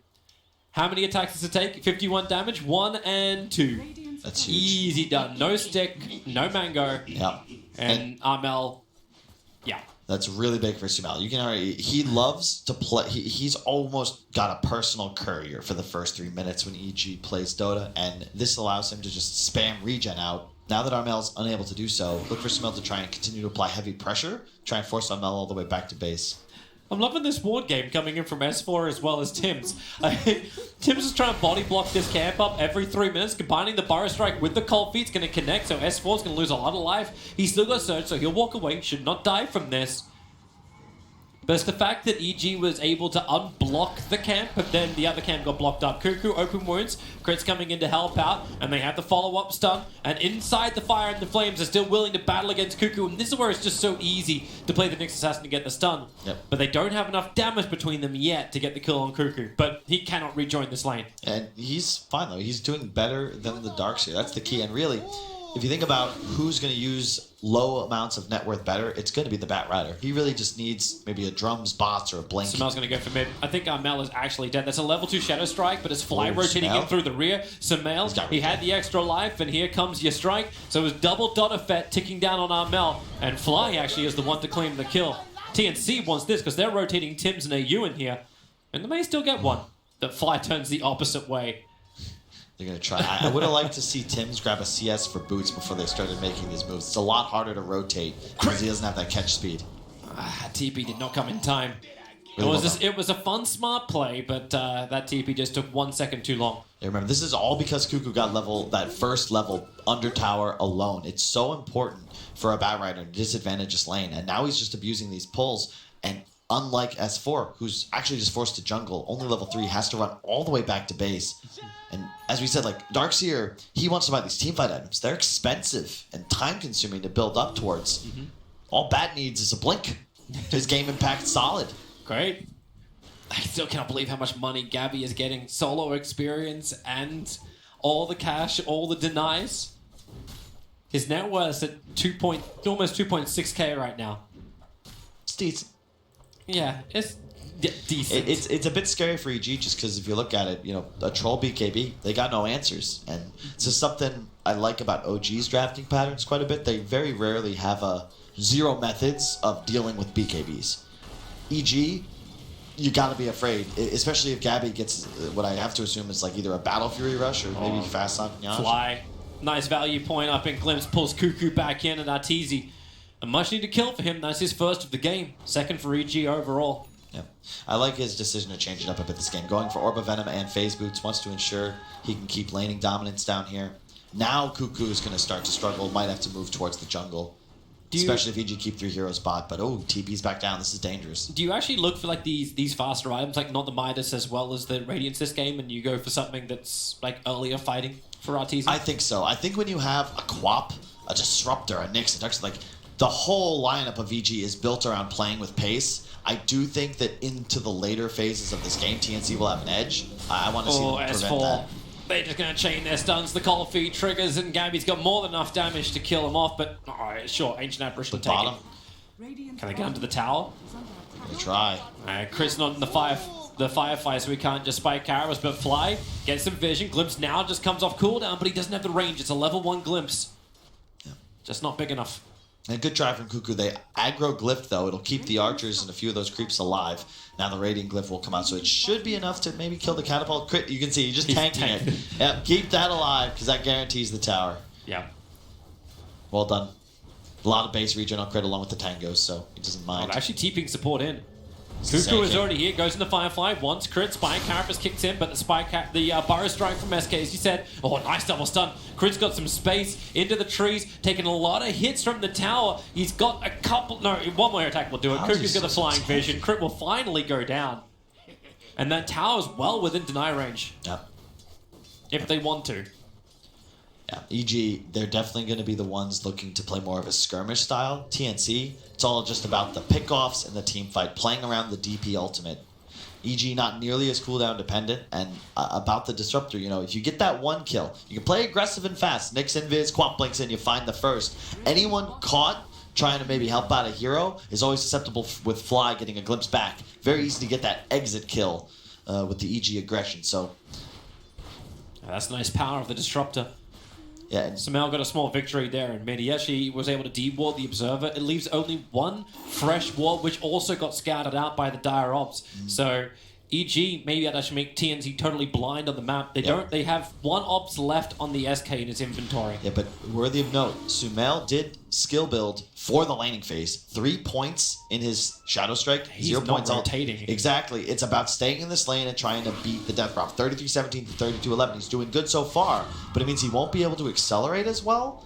And it's not like he's going to be able to rotate too early. He needs a couple more minutes, then he can look to get active with a TP here and there. That Observer Ward did get dewarded out, so this is... I'm interested, yeah, he's not going to rotate, but that's kind of fine. Like, TNC, they seem to be happy to just accept the fact that Gabby's getting bigger, even more happy to accept it if Fly can get the kill. The wall will keep Gabby away, and this keeps Fly alive. But here comes EG looking to move over. They pop the shrine a bit before Fly gets there. I know what that feels like, my buddy. I've been left behind before as well. Surge crit forward. They just need to get this Impale onto the Ancient Apparition, using Spike Carapace to help set it up. Cold feed, he's like, damned if you do, damned if you don't. Oh, yeah. And bottom lane, Arteezy will be going for that Midas rush, as expected. Okay. So, no shenanigans. Yeah, please. Arteezy, fighting? Gotta get the net worth going, my man. Yeah, Cuckoo's stuck in the jungle, though, much like S4, actually falling behind just a little bit. I think he might have stayed bottom just a bit too long. Tim's going to come help him clear these stacks, maybe get some experience, it looks like. And once again, a bit of a slower early game between these two teams. You know, we're looking to get online. Certainly both squads with a plan as to how they want to execute throughout the mid-game. No real team moves able to occur until more core items come online. I'm actually interested to see, like Samel's build-up. He's got a crown coming out to him at the moment. You were talking about like Veil, Yeah. but what happens if he gets hit by the Silence of Death Prophet? Do you get like a defensive Yule Scepter I think on your cop? I don't like things like Yules in a game like this because there's follow-up disables, right? So yeah, you catch the silence, you want to Yules it off. A Sand King could just stun you. It's wasted gold in that sense. It's far better, I feel, to maybe go for like a second or third item BKB, ensure that there's really nothing on that TNC can do to kill you, unless it's a troll with a lasso. Oh, Tims. That is not what he wanted to have happen. He just wanted to Burrow Strike Arteezy, take the rune and get the hell out of there. But Spike Carapace is a fantastic ability. I clicked E and positioned perfectly. Indeed. Here comes the Midas along with the 2 tomes for EG, just the 1 tome for TNC. Looks like they're going to be giving it to the AA, who should be very close to level 6 once he utilizes it.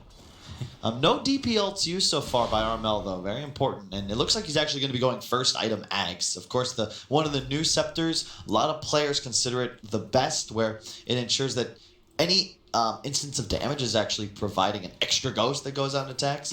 And if you're using the new terrain and a Death Prophet Ags comes in, guess what, kids? Your FPS can drop all the way down to like 40. And it's great. You just have it going that's like, wow, is there actually a game-breaking bug that's inside of here that's going to make it so you could win? Well, no, dude, just wait. We could Terrorblade this stuff. I hope the game gets like 80 minutes and then like the Darkseer particles combined with the ghosts start breaking everything. Fantastic information. He was underneath the sentry ward, so Armel got a small glimpse of it, but this is the power when Fly's got Wall and Storm up. The level 6 of Disruptor arriving well before the AA, and they're utilizing it instantly. And this is the big edge for the EG lineup. All 3 of their cores are excellent at pushing lanes, and their 2 supports are arguably the best killers in Dota. Arteezy gonna rage up.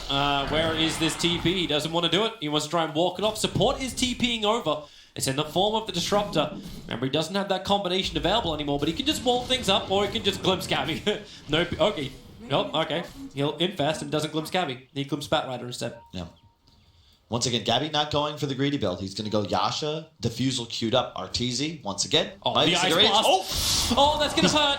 That's going to hurt. The Rage is going to make sure he doesn't tick too much. He's dead. Tick. To the second to last tick. Tick. Last tick. Boom. That was close. Unfortunate, though. That really smarts, doesn't it? It really does.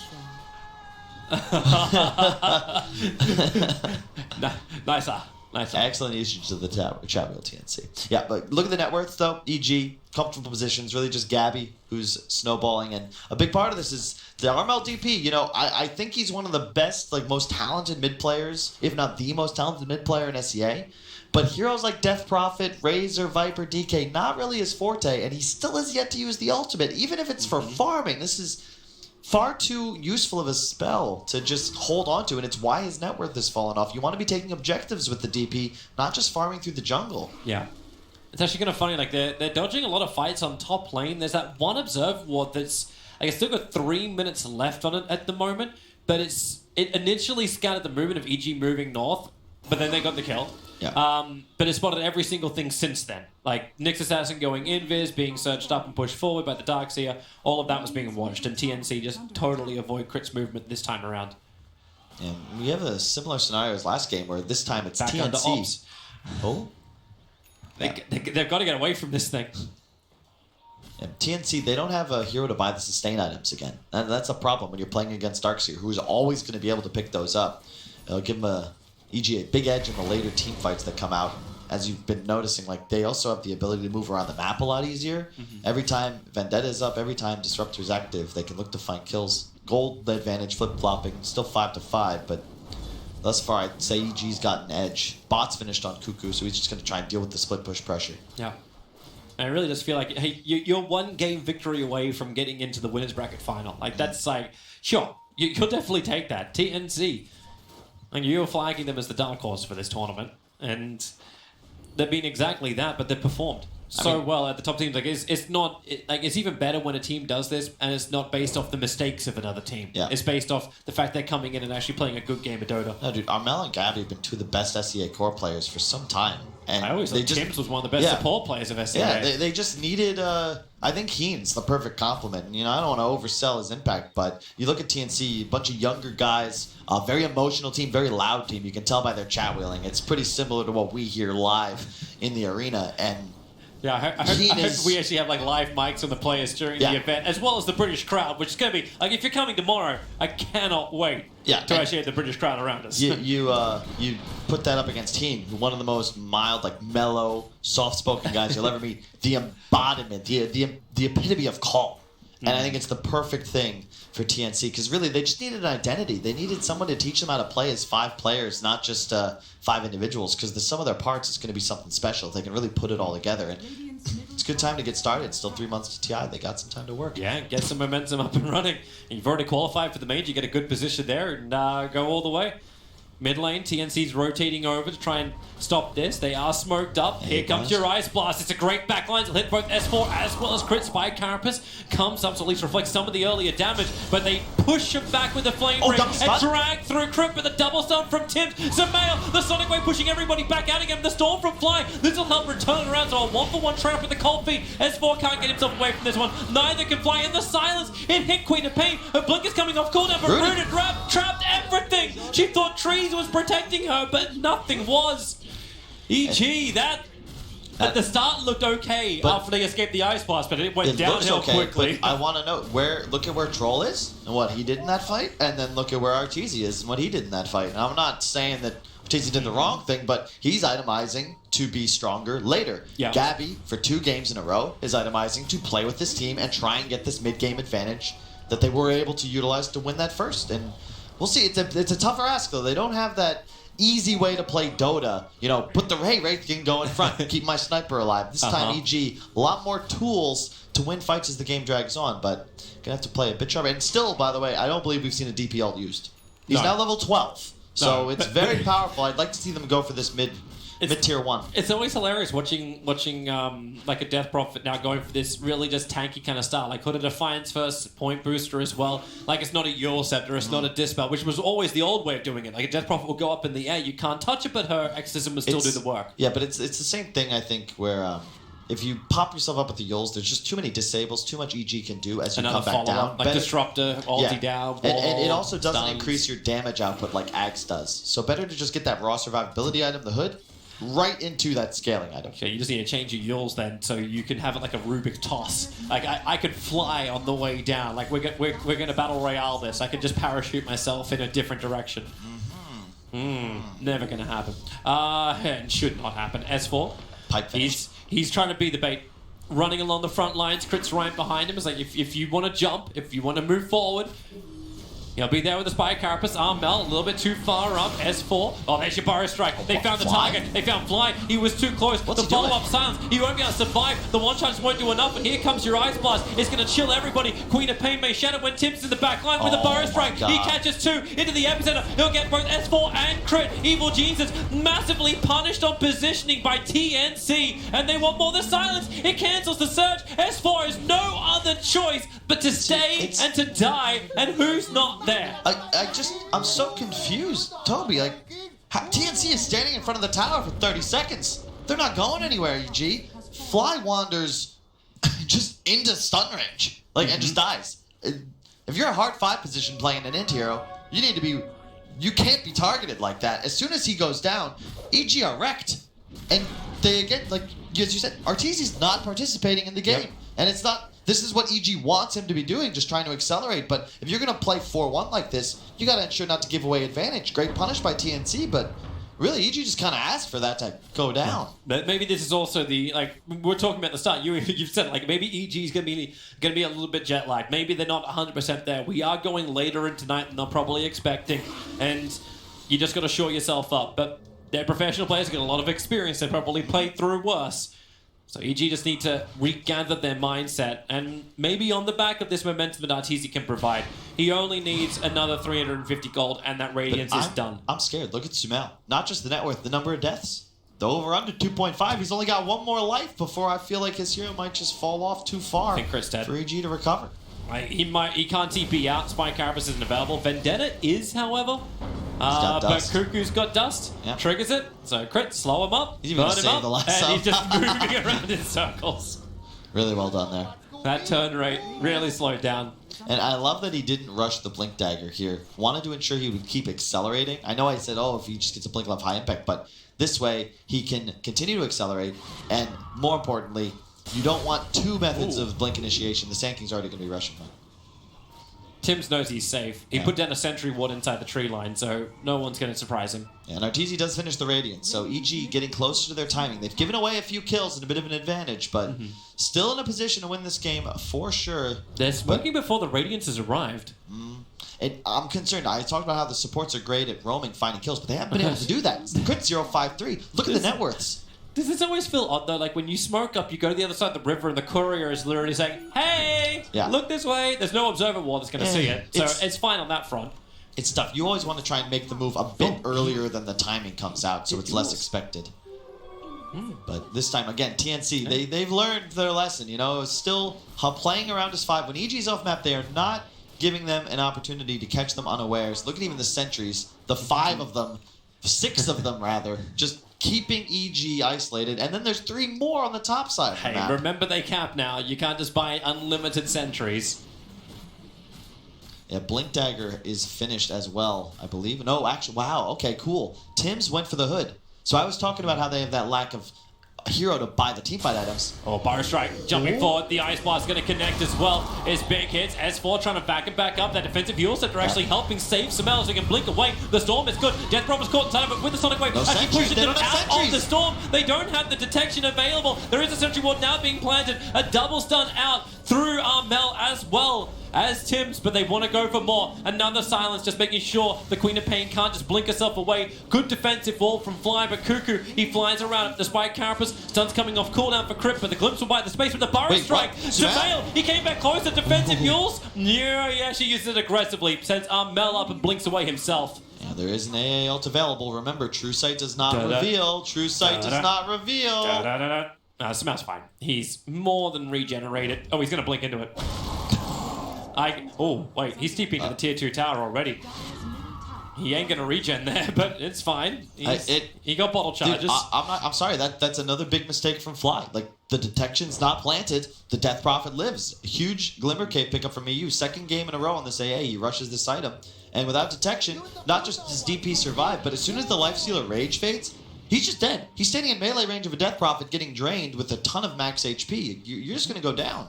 I actually thought there was maybe I'm just like tripping a little bit, but there was a Dire Sentry on top of that camp where the Ogres were. Yeah, but it wasn't placed in time. Yeah, but it's gone now. There wasn't a sentry in range to get rid of it. Either way, must be D-Ward over D-Ward. Crit's going to have a lot of trouble here. But then again, maybe not. Sand King, Samale, Arteezy Fly. The double Burrow strikes up. But it won't be enough to save him. Dead for 44 seconds. This may... can't actually open up Roshan. This is the right move from Team C. They don't have the DP ult, and they don't have the Trophy KB, but he's coming with it now. Silence, Fly! There's a blink on the bat, ready to rock it. Oh, Smell. He does not want to be involved in this. That lasso is almost in range. A trigger a drum charge, try and close the distance, but Samel still got his own blink. And had S4 very close by as well to help. Yeah, but just, again, it feels like 2 games in a row. It's the TNC supports that are really the difference makers in the series. Just really outplaying the EG duo thus far. 4-1-9 on the EUAA. You can see why they're confident first doing this hero 2 games in a row. He just keeps getting bigger and bigger because they got him to level 10 very early on, so that 90 gold per minute talent has just, it's been kicking in for I think actually 10 minutes now. Yep. And it's crazy. I mean, Gabby has a 60 CS advantage on our tour, 50 rather, and he's ahead in net worth, even though he's been participating. But this is just the benefit. If you're taking these fights and winning them, you're always going to outfarm, Funny thing is, it's only 300 ahead. They're looking for a Roshan fight, but no one's there. Yeah. Like, it's a 4-man smoke up from EG, but Arteezy was the open one. If he was in that smoke too, they could have maybe slipped in. Yeah. It would have been dangerous against that. I really love the decision from Tim's. Just he's going to be going for the pipe. I expect he'll go for like a Crimson or something next. You just want to ensure you stay alive, specifically your Death Prophet. The supports, just cast your spells. If you die, who cares? As long as the DP and Troll are good, you're good. The timing! Sumail gets away! You got to bind some quick casts, Cuckoo. Spam that. He definitely felt something. Troll started up on Roshan now. Hang The on. Firefly, they can get this chain off stun. Missed the stun. They actually break him. The stun doesn't connect, so Cuckoo could just walk it off. Roshan still going down in the meantime, bashing up Gabby. He doesn't actually have enough sustain. Nope. He doesn't have enough life for this. He's only got the Yasha. There's no Sanj in that. And it's just right now, TNC's got the edge. If you're EG, you need to try and take out the arm out Death Prophet, but look at his health. He also, this is cool, check out the talent. You almost never see people go magic resist over damage, but this is one of those games I feel like it's warranted. You're playing against a Radiance. Lifestealer's still mostly magic damage at the moment. Every other hero on EG, there's no physical there. Yep. So he's surprisingly tanky, and yeah, you can see. Yeah, very odd to go for it, but it definitely works. I like it. I really like it in this game because he just has to stay alive, right? EG know if they don't take out the Death Prophet, they're going to be in trouble. They have the BKB on Troll as well. It's important TNC get a fight and get one soon. The Ag's up on Death Prophet as well. Would not be surprised to see a smoke move come out, and I do believe that's what they're heading for right about now. This whole game still feels like it's just continuously slowing down till more and more items appear. Yeah. Like, Sumail's going to get his treads in just a second. Cuckoo again is trying to find a kill. If they get a kill, they could open up Roshan, but until then, they're concerned about it. Darkseid loves playing around the pit. Same with Disruptor. This combination is scary of TNC cluster. Yeah, and the pickups you're looking for if you're TNC to close out, you need level 18 on the Death Prophet. That'd be big. And you want to make sure the Sand King can finish pipe before this fight if you can, but they're just going to go straight into the pit. EG, you want to make sure you fight this. TNC, they're not quite as strong as possible, and Artor just finished a Deso. So Sumail's taking the tier 2 tower in the bottom lane. In the meantime, the creep wave's going to do that. They're TPing in, they're blinking up, Crit's coming in close. Where's this detection? Cuckoo, he's waiting up on the hill of sentries there. The blink lasso, he found Darkseid keeping S4 out of the pit. Roshan taken, Gabby has the Aegis Immortal. Cuckoo may lose his life for this, but is it going to be worth it? It is when Darkseid dies. The buyback comes in quickly. The Sonic Wave, Gabby is so low, they blink away. They don't want to fight him while the BKB is up. Back to the shrine, but there's no regeneration from this. Arteezy, he needs to kill Gabby. While in the river, they're losing their extra support. Say goodbye to the Knicks. The Aegis Immortal will break, but the quick buy back. He needs to TP in quickly in order to get the stump, but the ball comes up without the BKB. Gabby can't walk away from this one, and they want to chase more. S4 with it back, pulling back Armel. They'll do it anyway by glimpsing him the Death Prophet. A huge kill to claim. That big network means big money. And that right there is just the story of this game. TNC, you've got the superior team fight, but when your ult fades, when the BKB on Troll's down, you can no longer win these engagements. And EG, thanks to the Disruptor, you're going to find the extra core kill every single time. So you're going to punish TNC for any mistakes. They make sure you get the Aegis, but that's certainly an EG win. They actually remove the gold advantage, and Aegis is gone as well. And they took the tier 2 tower on bottom, they'll take the tier 1 tower on top, and by the looks of it, with the amount of damage they're pumping out, like they're gonna get more. It always feels a bit funky too when you see Veil over on a co-op without the cooldown reduction. It's all attack speed now. You gotta question whether that was the right time for TNC to press their advantage, right? They were half a level from 18 on Death Prophet. If he has a level 3 ultimate there, the Roche is dying fast enough for them to be able to help their Troll. Instead, they're still dealing with the supports in the river, We have and there's no back. pipe either. So this is Cuckoo dying. So this is just the tail end of the engagement. But it's just not getting out in time. There's no way you're helping Gabby. He's stuck on a high ground. There's so much disable on the side of EG, and that glimpse, as you can see, it's a huge kill. This is a huge kill, and they just get it for no cost. No way to get out of it either. Yep, and they get map control now. And bear in mind, like, they hit their timing right as that fight started. They got the Deso on Artor, and then immediately they're fighting in the pit, while TNC still had a couple things they could have done to ensure a proper spike. That's the difference maker. Dota's a game of very small margins, and EG using everything they can. He doesn't see. He has an observer ward in the river that doesn't look up on the high ground, but the EG ward has a little bit of extra height to it, so it saw Cuckoo coming. This is fun from Fly. He's building an Aghanim Scepter without any other item. There's no support. There's no utility style items. So it's bold. But he's also just hanging in the trees. Yep. Using Dire Observer would probably just at least damage the creep wave. There's only a level 2 Thunderstrike though. That's not going to damage anything. Yeah, but if you check out the net worth, Arteezy, you're talking about how he was just farming. Well, it's starting to pay off. The Deso, the AC soon to be finished. The physical damage is no longer going to be a problem for EG. You got to look at TNC. Like they got the early BKB on Troll. They had the death drop, but just they didn't push it enough. Maybe they push now. A double damage on the Troll Warlord. They've still got now a 9-second BKB on him. Armel has a level 3 Exorcism. I think they're ready to fight. They just need the jump. Arteezy's adding pressure towards the bottom, but TNC will push faster. Yep, and they might just look to go here. This this feels like what they need to do because EG will outscale them. They have the double damage. You've got Pipe, you've got everything else. Gabby initiated on. They just put Batrider on the bottom lane, however, so Gabby back in the wall. He begins his BKB TP out, and everybody else, you get out to safety as well. Armel begins his TP, Tims will get out, they'll be fine.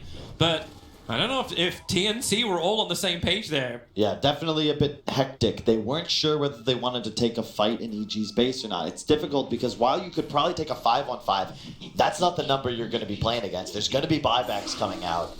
So you're going to get that initial kill, using the BKB, using the lasso. But when that hero buys back, you're in trouble. And it's very difficult to cut your losses because of that disruptor factor.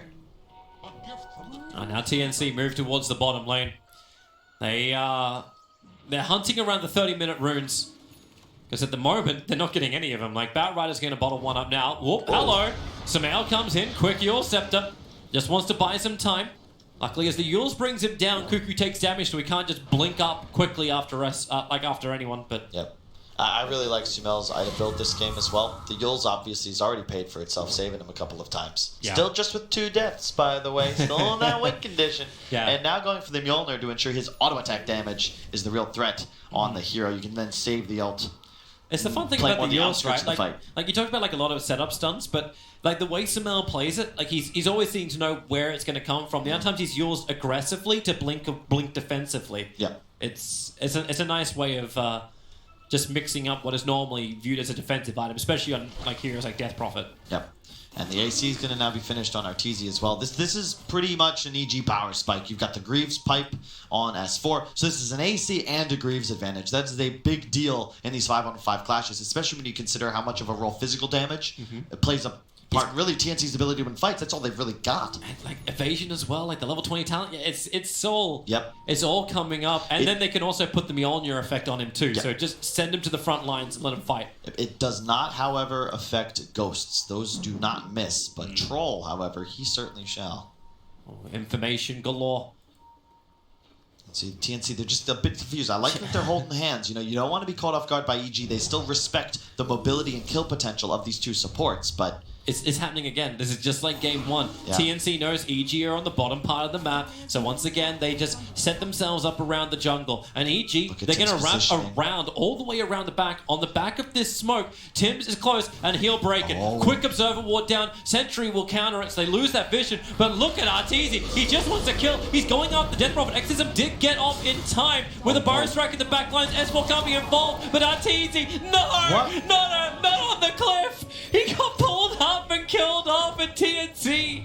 They send the message of memes. S4's on the run as well. TNC just continuously going. Finally, the Disruptor will buy back to get into this game, and maybe they can look for something. A back, a wall, a combination. Armel's pulled back into it. Without the Arteezy, they don't need him. A double kill for Smell, but Armel got pushed back out of the silence. S4's being killed off by this Exorcism. All the physical damage still sustained for TNC. They lost the Batrider for that committal from EG.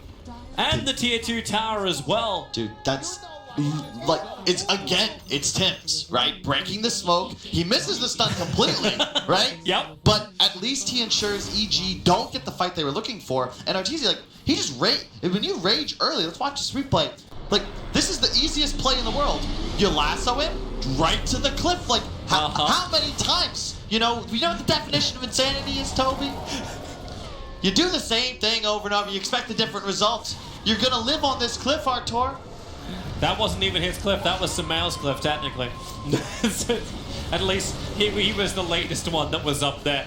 But my God, EG. It's just really... Maybe Ice Rock was trying to help him. He continuously removes cliffs that you can get cliffed on. Yeah. You normally get pushed back off most of them. Yeah, I love watching this new TNC, man. This is... that almost too much discipline for the last 5 minutes, but it pays off, and they get the fight that EG wanted, but they out-execute, and now they've bought space and time. Roche could respawn from any moment to about 3 minutes from now, and for that upcoming engagement, you're going to have a BKB now on the Death Prophet. That is a huge item for his survivability. No longer will EG be able to lock him down. Under the sentry. Crit, you don't want to be there. And Glimpse gonna try and pull back the escape, but he's already out of the stun. Crit, he needs a little bit more distance to the line, so they found both the supports. Ice Blast flies forward, 2 heroes down, and that's a long time dead. No TNC buyback on fly. Roshan's not up yet, 30 seconds. 30 seconds, it's a little too long, so they can just push mid instead. But Exorcism's in 10. This is perfect. Like, what was EG doing there? They just had 2 supports. He quaps in blink range, sure, but that's not an engagement you can look to fight. And TNC's been holding hands for the last 7 minutes of this game. They're just going to go right up the high ground. Let's watch EG be tested now. RTZ moves forward. Once again, the Yor Scepter able to protect the Death Prophet. Pushed away. Triggers the Exorcism. Now it comes off cooldown. They push the tier 3 tower. Sumel's got Sonic Wave in 2 seconds time. S4's got back and wall. And they need to combine all of this together. But Tim's is waiting so far in the back lines. Hilarious thing is, the Mjolnir's making it difficult for Tims to blink himself in because it's bouncing through and cancelling his blink dagger at the most inopportune time, so he moves to the front lines instead. They can look to push for Arax here. They still have a bit of DPL time, but EG, they want to fight while this fades. He's surging in, but TNC, they feel it. The buyback from Nyx is enough. The tier 3 tower will go down. Oh, this is so huge. They can push the envelope just a bit longer than you'd expect because they know Fly has no buyback. His buyback would be the real threat, as we've seen. They're coming. The double silence. Death Prophet creates the space on the back of her exorcism running out. She did not want to have to fight. She still had the BKB, but you don't want to waste it. SK, Burrow strikes away. Hopefully, yep, they have enough damage, EG. They get something for their buybacks.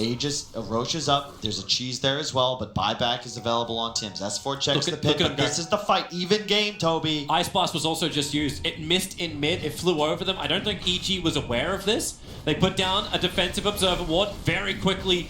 De-warded out as EG. They want Roshan, but Vortex sees in. TNC just wants to stall. EG want to fight now before DPL is going to pop it. Armel, he misclicks. What was that smoke? He's still got the BKB available, Armel, so he can walk himself out. There's Orcani. Fly doesn't have that Aghanims. Now your BKB up the Sonic Wave. Armel so low for the Spirit Side. Giving one life for Tims. He comes in, combining with the Epicenter. Oh my God. Cannot live through this. The back wall. It's nice, but it's not good enough. All the heroes to initiate on Toby, the Death Prophet with no ultimate and a fresh BKB. It's not the hero. Armel even playing with them, standing in the Disruptor ult as if he's in trouble and just gets himself healed nearly to full. Great double stun, great buyback from Tims, but how does EG not see that coming? Now they buy back on Arteezy. Oh my God, they need this, Roshan, if they're going to have any way to try and tip the balance of all these buybacks. There's economical damage. Look at the gold. It has been so close for so long. Like, we're starting to peak up once more. Man, it's just so tough now because, yes, sure, you've equalized. You've prevented TNC from taking that Roche, but look at the buyouts as well. A full Skadi just got purchased over on Sumail. He needs it to control, but he has to sacrifice his buyback for it. And if he dies that 3rd time, Toby, EG's going to be in some real trouble. Well, here they go. The jump in. They found their target. Ice Blast forward. Crits in a world of hurt, but the force-up Cuckoo, he gets the lasso. The Glimpse will pull him back, so Fly will be okay. But here comes Arteezy, looking for the kill over on Tim. A quick force-up, and Gabby goes after S4. S4, he's really just a back. He's a pipe. He's everything else. Sumail, blink away. The defensive Yule Scepter. It dodges Tim. The silence is there. Another send-up. The storm is great for Fly. Locking in Armel and Gabby, but the BKBs are there. Gabby can't get back out. Arteezy needs to kill him off right now. But the time, he's going to get satanic. All the life you want. Bathe in the blood of EG. It rains blue blood. Arteezy needs to get out of here. A double kill for him. Sumail's trying to go man-on-man with Death Prophet. He has to blink away in time. But Arteezy thinks he can go in for ball. Phase boots are coming off cooldown. Here's your Glimpse. Pull him back into the wall. The damage. Arteezy does get the triple kill. They're bleeding, but they're fighting. What a fight from EG. Sumail going toe-to-toe with Armel, blinking out just in time. Still anybody's game, because neither side really have an advantage capable of taking Roche at the moment. Maybe Artorka get in the pit, but still anybody's game. Huge creep wave top with 2 catapults as well, pushing into the TNC side. This seems to be so crazy, just how effective EG can be. Now the BKB cooldown timers are so low.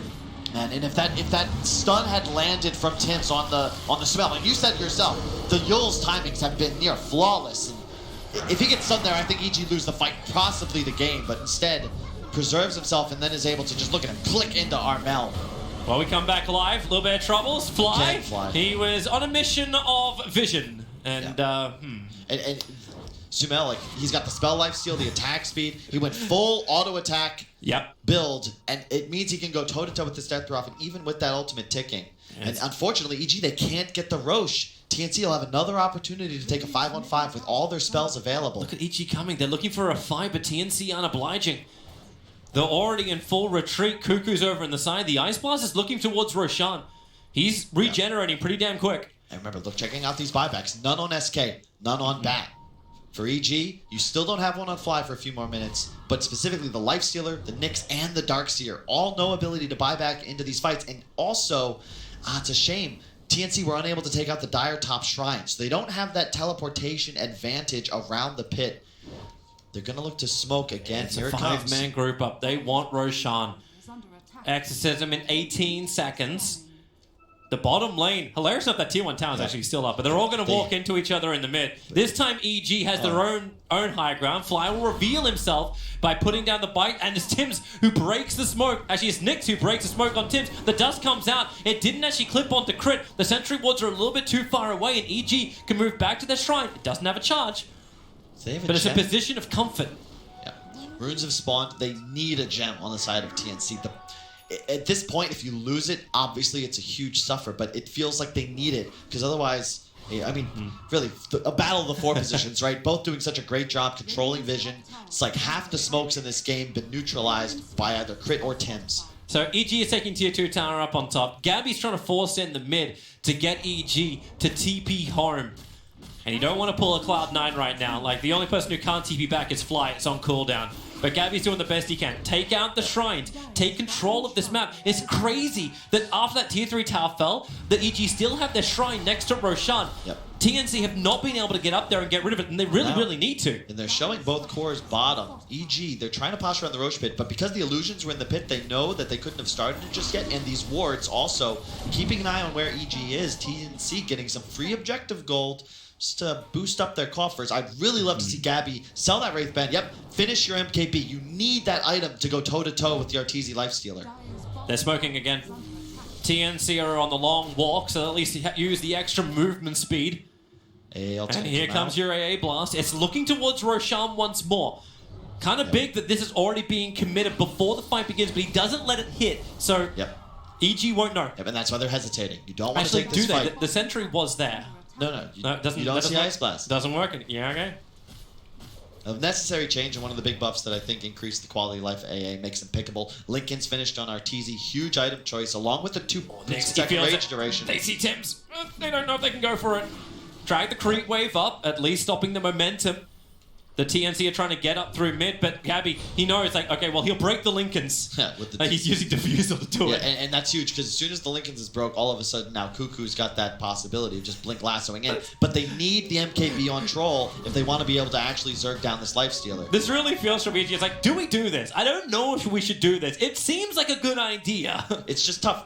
Neither side is really in a position where they have a huge advantage in fights. They need proper spell casting and target selection. You can't do that without vision, and neither side is going to wander into wards carefree. Both sides doing a really good job. Here comes Batrider with, like, okay, you have the end of the DD. Range axis will not connect. Lifesteal open. Just Gabby and Arteezy poking back and forth. I really don't know about this. They'll find the Dire Observer ward. So that was meant to be the big ward for EG to see when TNC would bring support. So if they're showing on bottom lane, they TP they're trying to contest Roshan, that have that information. And important to note, the level 25s were hit faster by EG. You're going to have the tome pump perfect. It's so good for you. He was 24.5 on Sumail, gets the tome, now he's 25. Scream of Pain has now become a disable. 1.5 second fear, 2 seconds longer on the Rage for Artur.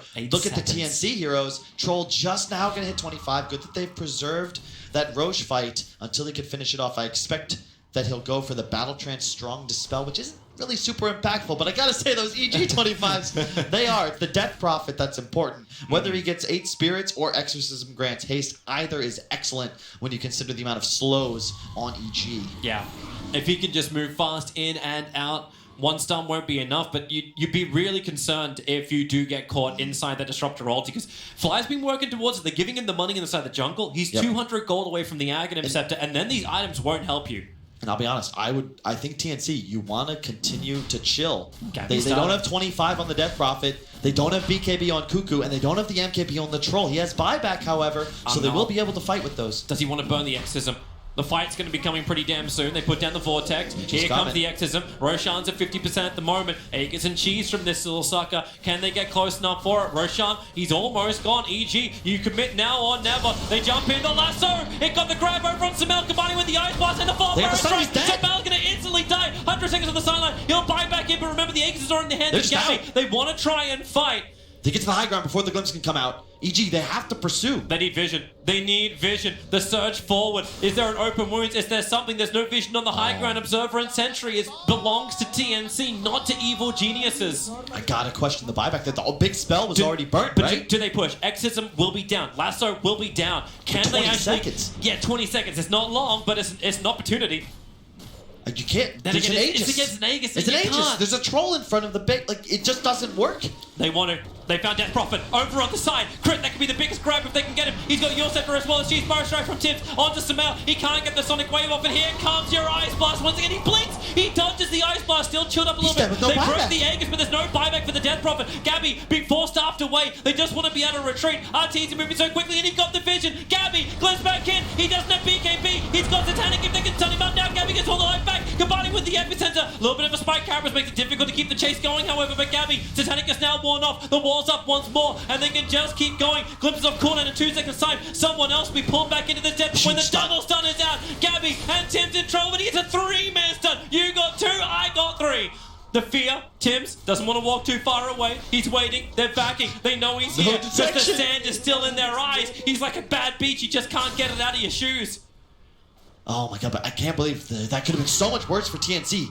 Armel in the middle of nowhere with no buyback. I cannot believe EG won't get more of a punish off They're not going to push. Well, they may not know he doesn't have buyback available. Like, that's probably the only thing that's stopping them. With a Blink Lasso, they could be pushed into a bad position. Yeah, and this is the big thing. Look, those 2 items, those are huge. They needed the gem. Finally, we get the gem. Crit now will have a much harder time trying to have good positioning in these engagements. Going to have to use that blink near flawlessly. And more importantly, yes, so Carapace no longer stops Cuckoo in his tracks. He can just gun for either Quap or Lifestealer. You see any save on EG? You see any method of breaking this lasso? Because there isn't. And if he can just get that target and bring it to Gabby, that's a kill. And it's like when Samel may even want to move off the Bloodthorn he's trying to build into and get yourself something like a Hex. Arteezy, nice rage. The never-ending duration lets him back out, but we've already got the Orchid now over on Queen of Pain. It's hilarious because he's got to swap out the Morbid Mask, but he's got his spell life seal of 30%, so that's fine. It's just for the auto attack damage. Plus, later in the game with the Bloodthorn, you'll ensure no mischance comes out. It's an easy way to deal with the Troll Swirling Axes. You obviously can't buy an MKB on this Quap. Really, still anybody's game. It's kind of crazy to say considering how much has been moving up and down. If you look at the graphs, no one has had a crazy advantage. It has been in the favor of TNC for the gold as well as the experience. But it's nothing that a 47-minute game as well as one team fight can't repair. Exactly. It's all going to be about which team takes the fight at which timing. Yeah. Took 47 minutes, but all the other towns are down, and here goes your Aghanim Scepter from AA. Yep, the 17-second frostbitten duration now. And the reason that's important is because, let's say you lasso the Quap, right, the Sumail Quap, and you don't do quite enough damage to kill him, and he blinks out. If you get the Ice Blast off, he can't re-enter the fight. And that's what's important. You don't necessarily need to land the kill on these cores now to keep them away from your squad and then allow the rest of your team to just continue to pursue, find these squishy Ichi supports, and could just really chase. But you got to give a lot of props to Samel as well. His blinking, he's almost predicting where the Ice Blasts are coming. He knows the blast is going to fly over the top of his team and towards himself in that fight around mid. And what does he do? He just blinks as far to the east as possible and then re-enters the fight. So if the Ice Blast does miss from TNC, I'm wondering just how strong they'll be. Like, it always seems like, it's like, oh, does Ravage hit? Does Black Hole hit? Does Ice Blast hit? These huge AoE abilities are just so critical. If they don't hit, EG need to capitalize. I feel like maybe... TNC forget that Sumail has no buyback? Because if they didn't, I'd love to see them start hunting him. He's just finished a Bloodthorn, which is the right move, recognizing, look, I have no buyback, I'm going to buy out. I'm going to be as strong as possible, and even then getting into the nullifier. too. Oh, I love it. Hero deletion, baby. He's got so much lockdown, in addition to the AoE fear now that his Scream of Pain provides. Very important. There we go. We take out this Shrine. TNC trying to gain a bit more map control, but I do like Gambi's itemization as well. It's like, okay, well, Quap, if you want to blink on us, if you want to do anything like that, I need my guaranteed lockdown, building the Abyssal Blade. A little bit extra sustain as well. He's already got 3k HP. I think at some point he's going to need to split that Sanjin Yasha for a Manta, though, because this Orchid will become an issue otherwise. Bloodthorn, rather. All right, Arteezy did the creep skipping. The bottom lane's pushing in. He does not want to walk directly back up the lane. He's walking underneath the Observe Ward, through the river, through a choke point, and there goes the Lincolns. He never got the rage off in time. Silence him up, and there's no way to help. S4 was coming in close, but run yourself away. Buyback is available. Man, if he just rage TPs there, he gets out. But instead, running through the river. But great ward, another great ward by the AA. You're still going to hold him with lasso. I think he's still going to end up dying. You can't. They have no method of popping Lincolns through BKB though. True. It's just a miscue, but that's. I mean, they're going to be able to force a buyback. You got to just keep playing careful if you're TNC. But this is definitely your go time.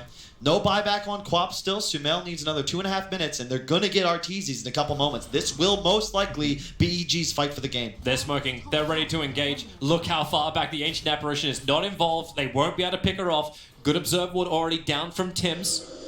And Armel will instantly commit the Exorcism. Fortification is available for EG, so they can buy some time here if they want to. They won't before the tower dies. And here comes Crit, going for the stun. The Troll Warlord's the primary target. He's trapped inside this Aghanim Scepter Storm, and he goes down so quickly. Armel wants some revenge onto the support that did all this work, but now he's getting kited out. Fly continues to run. Tims comes for the Ebony, but he doesn't get close. He can't get closer. He couldn't blink. He already did it, and he couldn't burrow strike the rest of the way. The wall comes up, and Armel is trapped. Troll is most definitely back, but here comes the Sonic Wave, pushing him back out again. Death Prophet's down, and it's Gabby being stunned up. Arteezy putting his basher to work with a high, fast attack speed. Burrow strike from Tims, but he's silenced up. It's Sumail's control that's doing the work. Man, and TNC do not get this push right.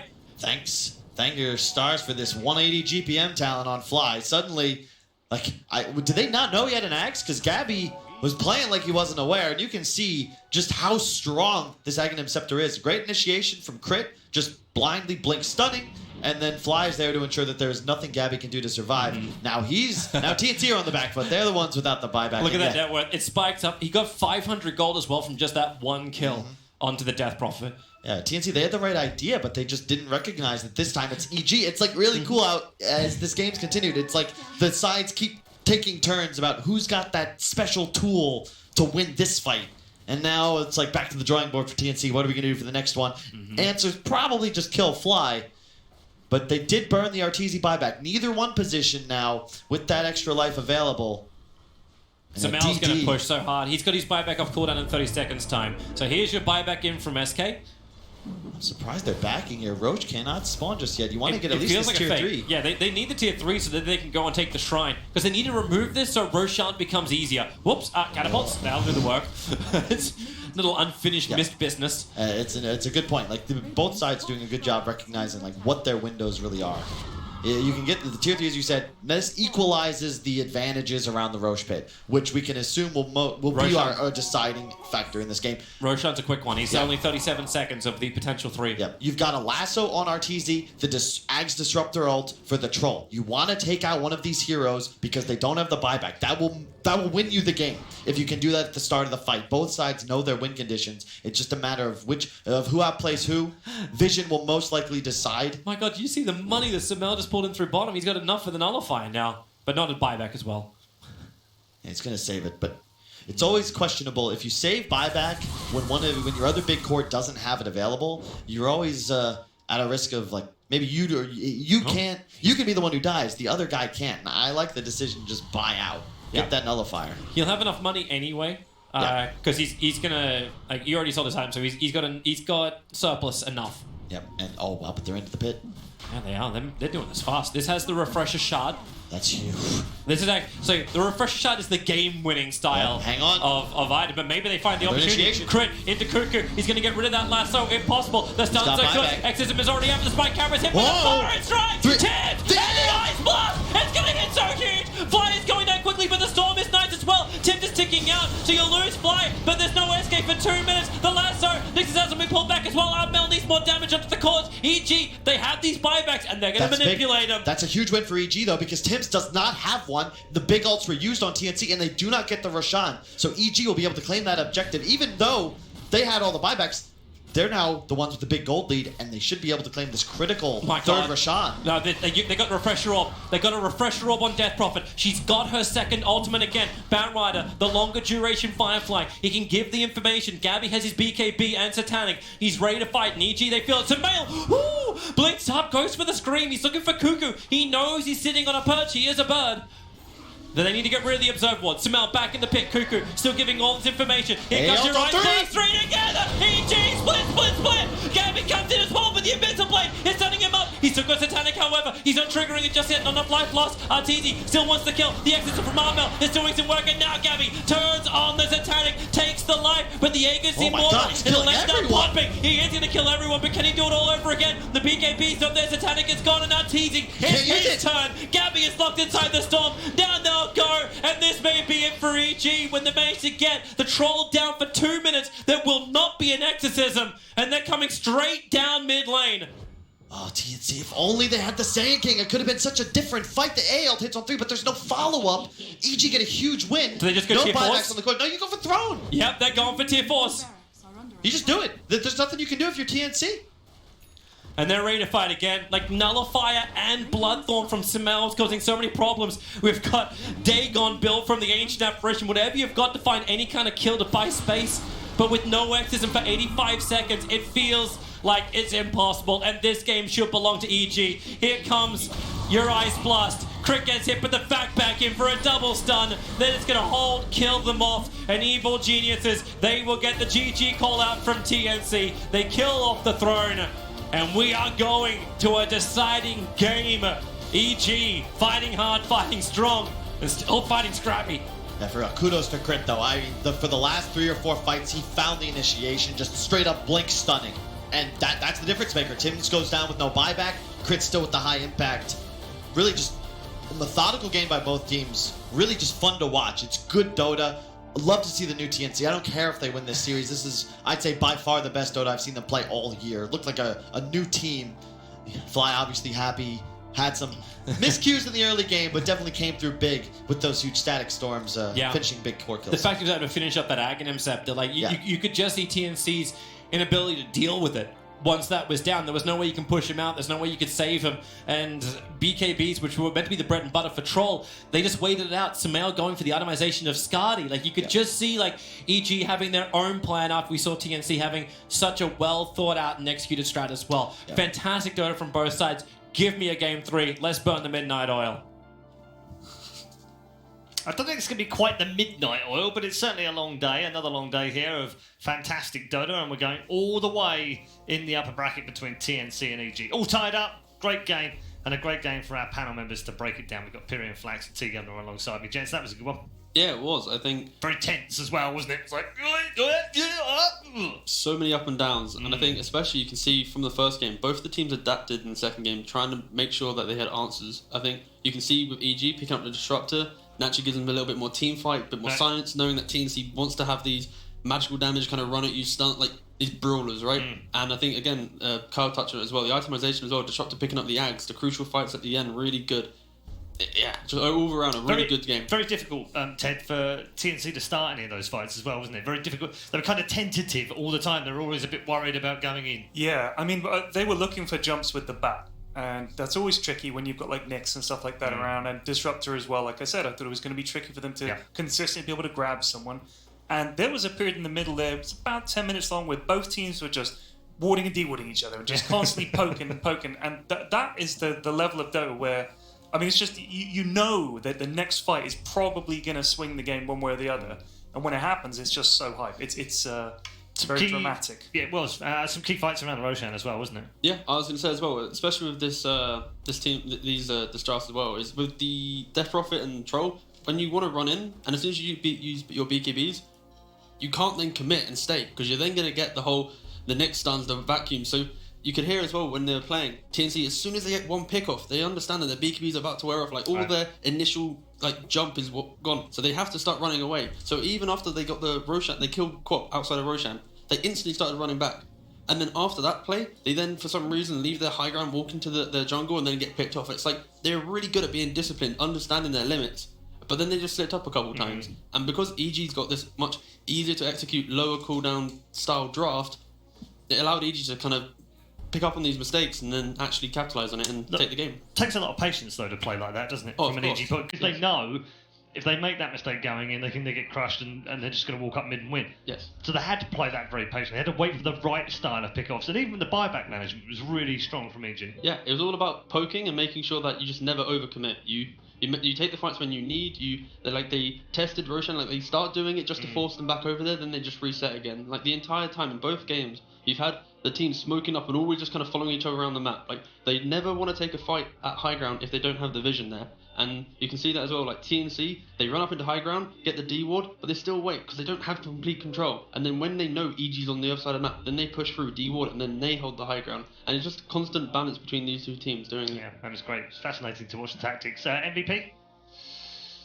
I thought the Disruptor actually was the key. Thank you for saying that. Thank you for showing. So Fly, right? I give it to Fly. Personally speaking, I thought the hero was going to be impactful, and Fly played it brilliantly. Great, like you said, getting the Ags. It's a natural get for Disruptor, but for him to get there in time was crucial. So I give Fly the MVP. Yeah, if it's up to me, I doubt it is, but there he is anyway. No, it is up to you. I gave you the option, Ted. Yeah, but the graphic was ready. Like I figured. It's whatever you call it will appear on the screen. It's like magic. Oh gosh, well thanks. I didn't realize I had that power. You do. You have all of that power. It's probably like a shortcut situation, you know. Like 1 to 10, they've got like. Don't start breaking the fourth wall. We've got to teach you. We're going to take a break here. When we come back, though, we'll continue ESL 1 Birmingham 2019. Day number 3, series number 3, game number.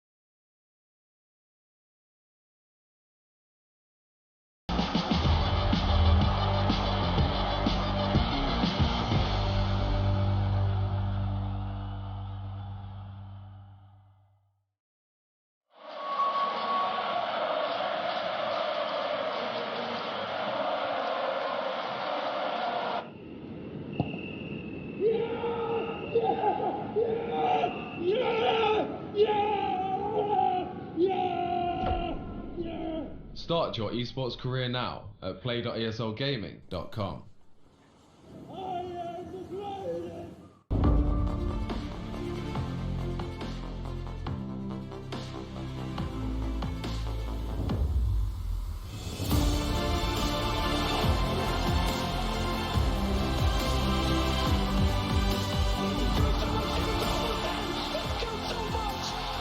Team Secret will win Game 5 here in ESL 1 Hamburg. Step lively now. Your Admiral is on board.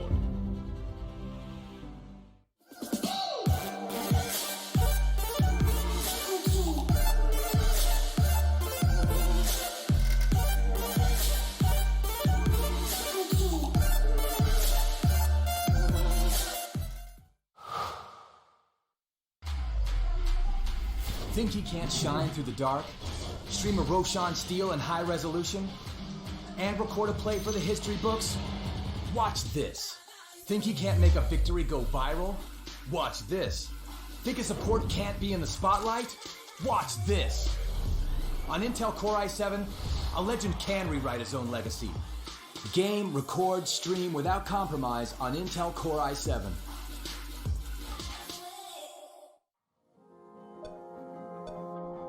Remember where it started. Your first experiences. Remember where you came from. The journey you traveled. The journey you love. Remember where it started. And imagine where it will go. Rise on.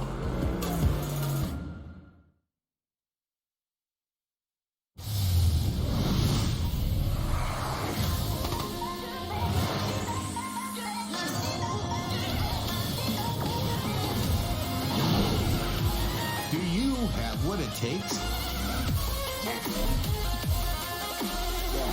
Sign up now for the Vodafone 5G ESL Mobile Open. Qualify for the grand final at Milan Games Week.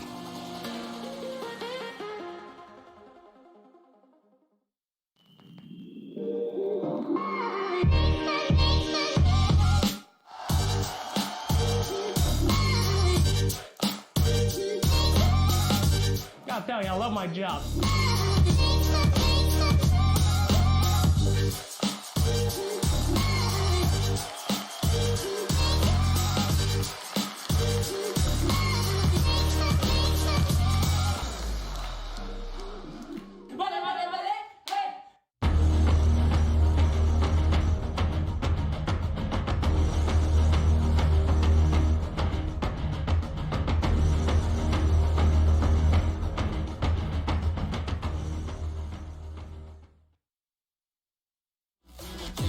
From a droppy in the scene, I feel lucky, yeah.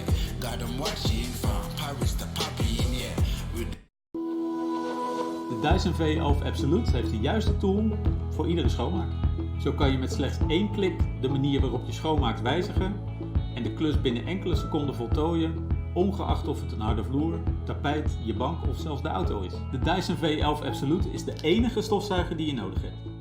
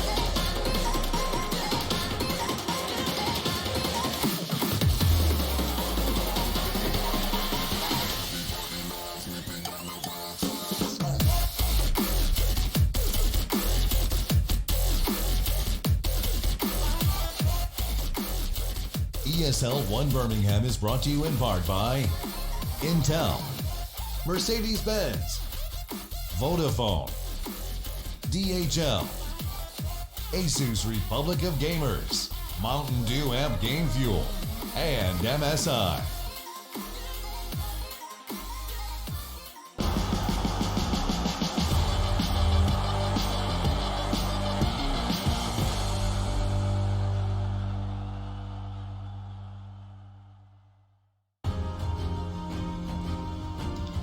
The epic level of gaming here at ESL 1 Birmingham continues into the night of day number 3. That's right, we've got a third and final game between TNC and Evil Geniuses. Spoiler alert! PSG LGD 120. And they are through to the top 3, guaranteed into the upper bracket final. But who will join them? That's the question we're going to answer in our final game of the night. 1-1 between these two teams. Very close matches so far. I'm sure Piri and Flax and T Governor alongside me have enjoyed this so far, and looking forward to the final game. Of course, like the entire group stage has been a really good Dota. It has been very good, hasn't it? And now this game as well. Yeah. It's been a really good close series. Is it fair to say, Piri, that it hasn't necessarily been the highest quality all the time, but it's been a lot of fun to watch for us as neutrals? Yeah, I mean, I guess that fair? It depends if we're defining quality as more boring. You know what I'm saying? Like if we're saying we want it to just be more boring and steady and a couple of good plays, this has been these last 2 games in particular have been an absolute scrum. Yeah. The PSG that game second as well. game we were watching on the brawl. other monitor. It was just like continual. It was fighting. unbelievable. Yeah, yeah, fantastic. And what interests me as well is most of the fights seem to be taking place around Roshan, around that mid lane. There's very little split push or side push going on. So what's going on? Is that patch? I feel like we've kind of done that one to death, but we are seeing an awful lot of kills. I mean, 80 kills in a game doesn't seem to be a big deal right now. I just think the way that you should put it is more the teams haven't had time to polish anything. Right. So when you are getting these drafts, you understand like what the heroes should do, but you haven't got like the scrim memory and going, okay, at this time we should do this. And it's more like, I still think that based on the patch, my previous understanding, this is what we should be doing. And obviously sometimes that does get punished because it should be done in this patch, but now they're learning it. So I think it's simply just a lack of just time. But again, these teams are good enough that a patch like this, in reality, the patch wasn't that big because it was Aghanim's change, and slight change. It wasn't like a massive patch in reality. So I think one of the biggest we've had though this season. Of course, yes, but I still think when you actually look into the nitty gritty parts, you could easily use it as a good excuse. But I think now it's been 4 or so days. Yeah. I don't think we can be using that one. 3 days, sorry. 3 days. Getting carried away. Yeah, a little bit. Yeah, PSA as well. If you're coming along tomorrow to scream and shout in the audience, bring some cough drops.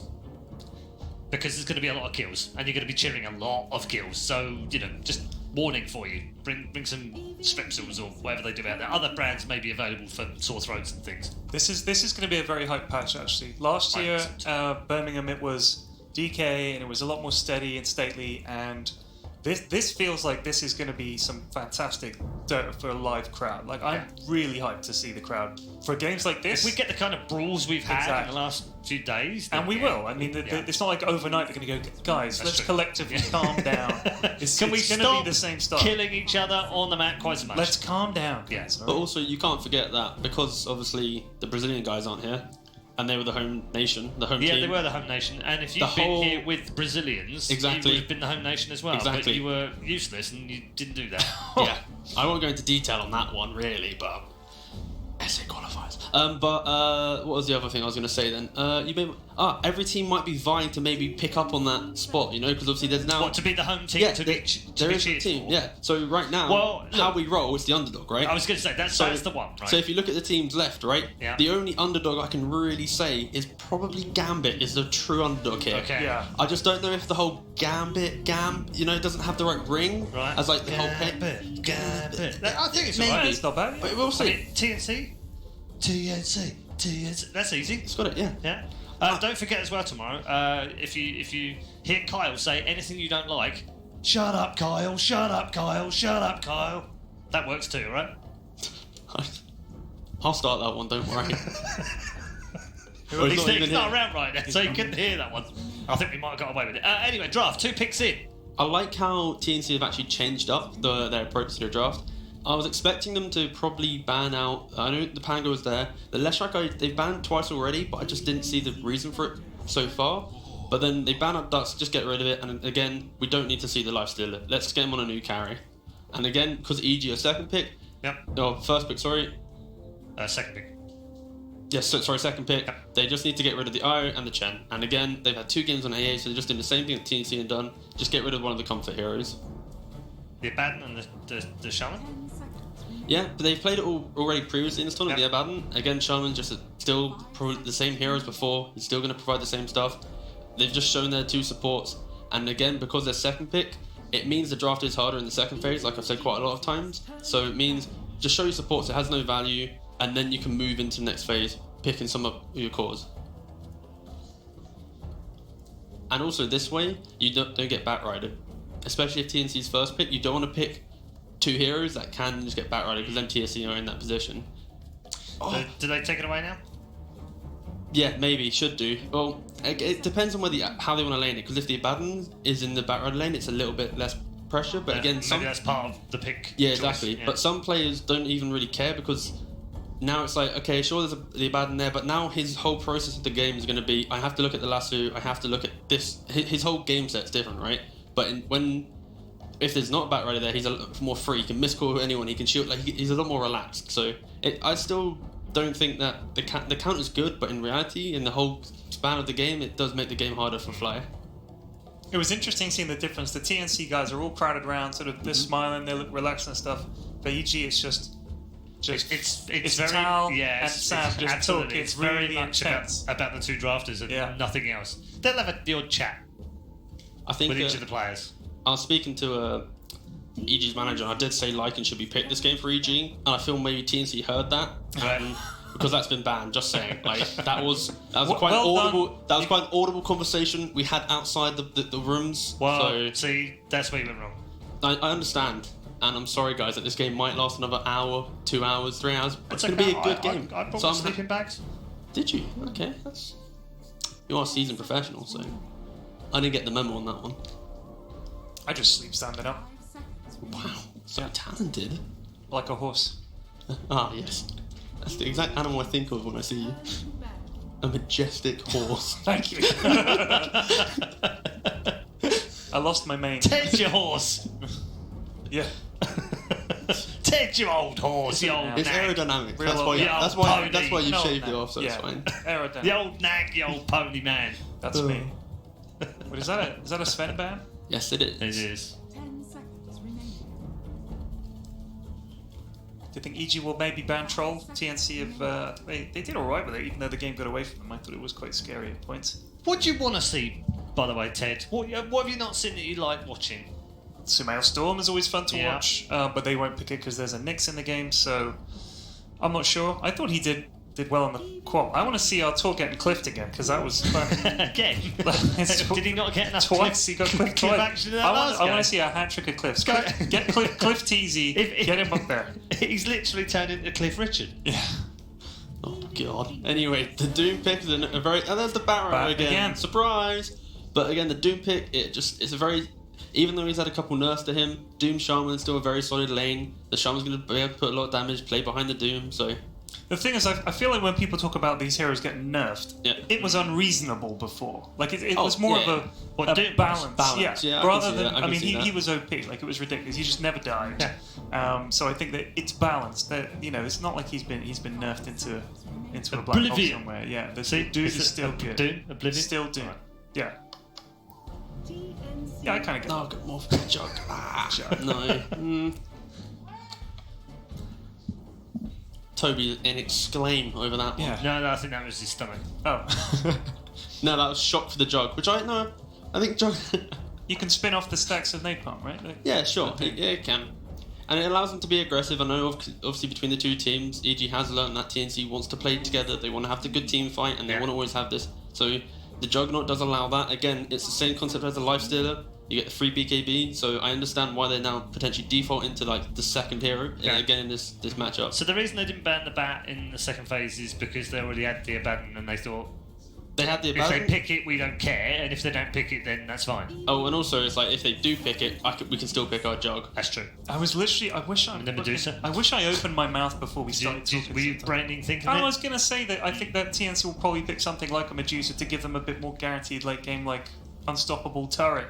And then they did it. What did I say? Just cut. If we're just blabbing, just go in there. Just be like Medusa. You don't have to have any context. I should write it down. Or do I do? Just create cards so much paper with here. names and stuff. Do you want a pen? No, I'm good. No, you got the last No, bit. it's you all do, part of please. the image of me as an idiot. Okay, give me the pen back. Keep then. the pen. Thank you. I can't write anyway. Well, they banned Bristleback. I really like that ban actually, because when you have this Ducer, you don't even need anyone in the side lane to do anything to win the game. You just need a guy who just makes a lot of noise. And Bristleback's one of those heroes that can make that amount of noise. Same again, it's like Timbersaw can do the same thing. I don't know if it's not really that good here, but that kind of principle where he's always going to have his early timings that you just have to look at, and then you forget the Medusa's even in the game at this point. I also think they definitely wanted something tanky for the front, and then you get Medusa coming in behind. Yep. And EG doesn't have a lot of damage. They don't have anyone who naturally wants to buy Vessel. Yeah. They don't have enough actual burst damage anyway, so the Jug then has to go Manta. It's just a good ban. Good ban. The real question is, what does EG has last pick, so I feel like they could easily they've got a lot of time to really understand what the TNC's gonna do. Then the next pick they want is gonna be their carry, and I think TNC most likely will go for maybe the troll or some form of active enough carry that can play from the lane and just again run at them. Or they can do what we said earlier about having this Bristleback Timber type hero that can also make noise. I could see EG picking Storm as well. I could. I mean, Sumail himself said he doesn't care about Garen, but I really wouldn't into Nyx. But maybe he's just crazy enough to do it. He's definitely. They lack damage if they have that. When they group up, it's going to be really underwhelming. And again, he won't do it. The reason for the sniper ban is one, sniper is very good against Medusa, and also TNC know that if they ever do go high ground, whatever they're going to pick now, it probably also won't provide a lot of push. So I think EG should note that and potentially pick a hero that can either push up lanes, for example, Alina could be pretty good. Yeah. Or just do something to annoy the push of TNC. Could he play Quap again? Raise. No, Quap's way too slow for this one. You think it's going to be quick? But Quap is good against Razor. The classic, that was one of the classic counters. So I could see them picking it just for the Razor, but then I still feel the Razor just goes side lane, the Medusa goes mid, then you have a Quap, so it doesn't actually look that good actually. Do you like TNC's draft?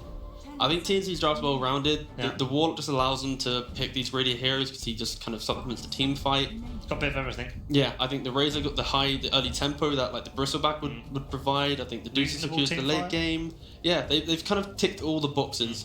Bit of push. Yeah. And it's just the fact that the Bat Rider, when they pick it in the second phase, it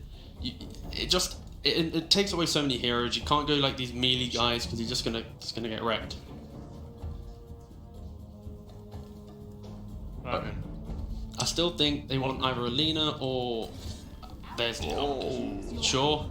I think I would. The Lina would also be worried about the Nyx. I think that's the problem. Of course, yeah. That as well. We were talking about the potential for this to go late.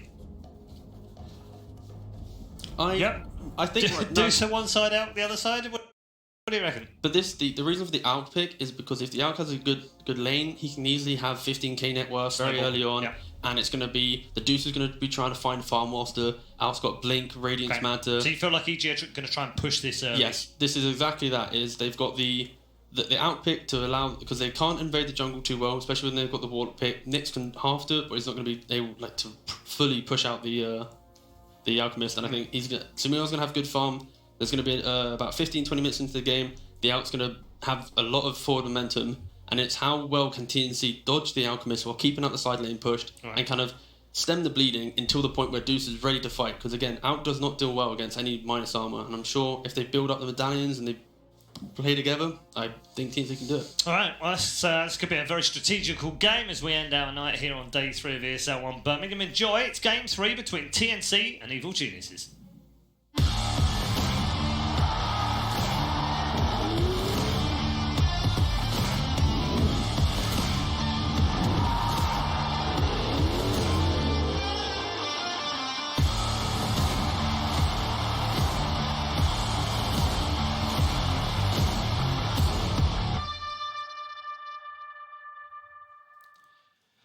TNC and EG pushing us to our final game of the night. Who will be able to get that ticket into the winners bracket final? and take us through into the main event. Kyle, how do you feel about it, man? I'm seeing an Alchemist 5th pickup. We were wondering if it would be a Dro instead of this Razor. TNC went for tanky sustain. Is this what they need in order to actually battle against what was going to be an Alchemist in the jungle? If it was Drow, I'd say yeah, but because it's Razor, I gotta favor EG pretty heavily here. You're saying like Dro because like should just push down the lanes, right? Like you add that earlier pressure. Yes, it like increases the power level of the entire lineup, but more importantly, it's like it's not an item or cooldown or long cooldown dependent hero. And if you look at the team fight and just the whole lineup of TNC, without Golem and Deuce ult, there really isn't any team fight.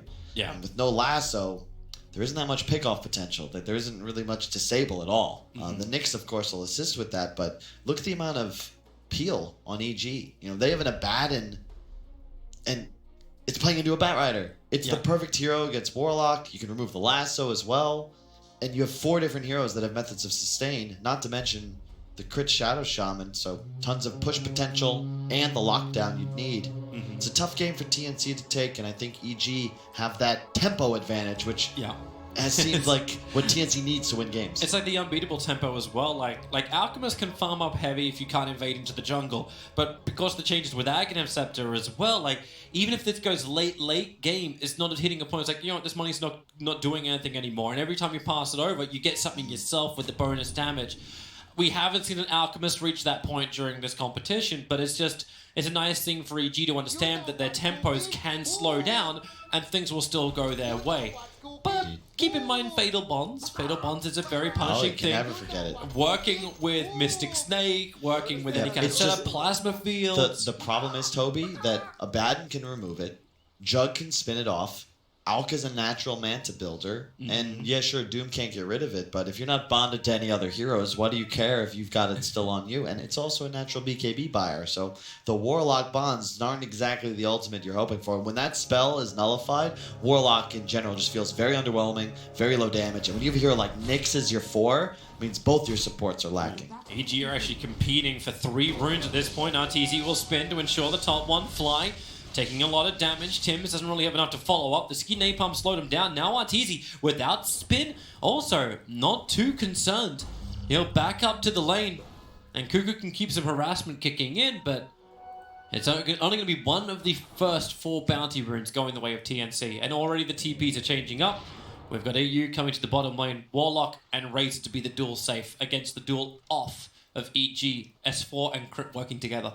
It should be a relatively even lane. I will say, though, Razor against Doom in a 2v2 is very different from it in a 1 versus 1.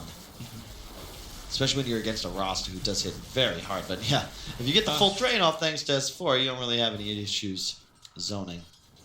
It's kind of hilarious watching Fly try and stop this creep pull, or at least delay it. Cuckoo had to drag it around the cliff to now bring it down. Yeah, mid is the key matchup I want to zone in on here. We've got Alchemist versus Dusa, Sumail versus Armel. So far, I think Sumail's been a bit favored, but I think Dusa wins this matchup pretty handily. It just comes down to... Well, she's 6-1 to the 2-1 right now, but Sumail's got an entire creep wave to farm. It's tough to juke Snake as the Alchemist, and in addition, Armel. I love the build, actually, just starting with 3 slippers, just maximum auto-attack damage.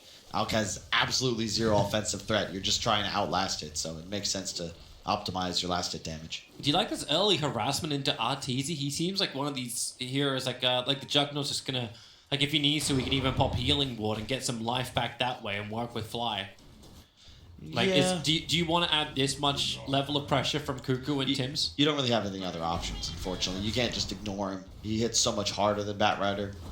Nearly a 30, or actually it's not as bad as I expected, 13, but either way. Just try and zone him, right? Yeah, like, you don't want him to be in the creep wave. It's also a ton of threat. If you ever get too low, just spin on top of you.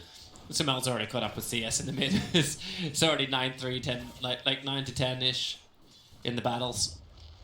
And he walks right over to an illusion rune. Easy. That will most likely be used to stack if I'm... It won't... Yeah, it'll last long enough. Yeah. It can on the 3-minute mark. Tibbs is already preparing his own stack to pull. Well, not his own stack. Fly was preparing the stack to pull. Yeah, unfortunately, the mana drain does not function on illusions. So that snake goes wanting. Both heroes quite low in the mid lane, but I think that favors Sumail as the Dusa needs mana more in this lineup. Bottom, pretty even trade. More denies on the Razor, it's to be expected, but you aren't really going to be able to zone this Rasta Doom, even though both heroes were nerfed just a little bit. Still very strong. We saw him a lot more in the previous patch, but... What do you actually think about the changes to the Doombringer, the way they've reworked Devour? Like, I think S4 actually played this hero when he was in Moscow, and he maxed up both Scorched Earth as well as Devour before even getting a single pointed Infernal Blade now. Yeah, I like it, because it was just... The reason the skill was broken, and it's one of those ways that Icefork balances that I love so much, is he recognizes what made the skill strong. You don't want to remove the ability of Doom to eat creeps, but the broken part was that you could just walk over to a hard camp at 1 minute and have a 150 damage nuke and 6 regen, and that's just too strong. So you take that away, but you can get it later. I don't, like... This stack, which, by the way, that Fly prepared, Cuckoo ended up just farming majority of it. Fly's been so low on life, he's waiting to see... He needs to be here for a shield. Like, if Tim's wants to stun Arteezy, that's fine. He'll shield him up, and then they'll just run at him. Sumail's doing his stuff in the jungle. 4 minutes in, he's actually trying to farm and stack at the same time. We'll see if the acid spray timing works for him. Gets one. Yeah, he gets one. That's still good efficiency. He's about to hit level 5 after he kills this creep. But it means he's totally abandoned mid lane to the Dusa. But do you really care? Like, you're going to get more money out of the jungle. Yeah, and Shrine's going to get active as well. And to your point, Alk, one of the few heroes that can jungle this early and actually get more gold out of the wood simply because he needs number of creeps killed and doesn't really care about the bounty because of the passive. Even his experience, he's up half. Like, Fly's in trouble. He can mango and then... Oh, that was a little too early. Going for the miscoil to try and deny himself, but Cuckoo puts on the flames. Sumail going to grab a salve. He'll look to Shrine as soon as we hit that 5-minute mark, I'm sure. And as you said, Armel will continue to free farm, but to the panel's point, T-Gov was saying, TNC are the ones that got to slow the pace of this game. They need a lot of time to come online.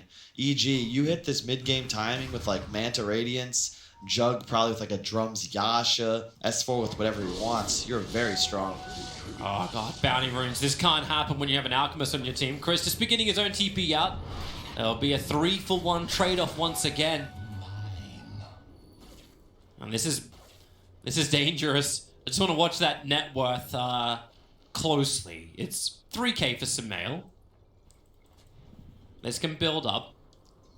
Double braces let him just tank through everything. And Cuckoo, he can't really do much about Arteezy farming now.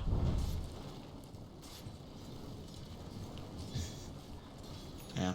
Not really much to do as a Bat Rider, unfortunately. He actually, all things considered, Cuckoo played an excellent bat game in that game too against a Nyx Lifestealer. When you put it in perspective, that's usually impossible. And once again, he's laying against a hard counter. You don't have the movement speed for that. Cuckoo knows that he's using at least the spin to farm up the wave. So that's one upside from it. Yeah. But trying to be a little bit more aggressive now that Tim's is in the mid. Feeling a little bit more space. The Dire Observer Wards which have been planted, or both Observer Wards in mid planted defensively. Well, all right, Tim's going to find one of them. That's an easy regen. Yep, and they're doing what most anti-Alk squads will do, which is try and ward up Sumail's woods a bit. Good Jackal. EG bring 3. S4's the one to get the kill, and Fly moving off that top lane, feeling like Arteezy's okay to do what he wants up on top. Yep.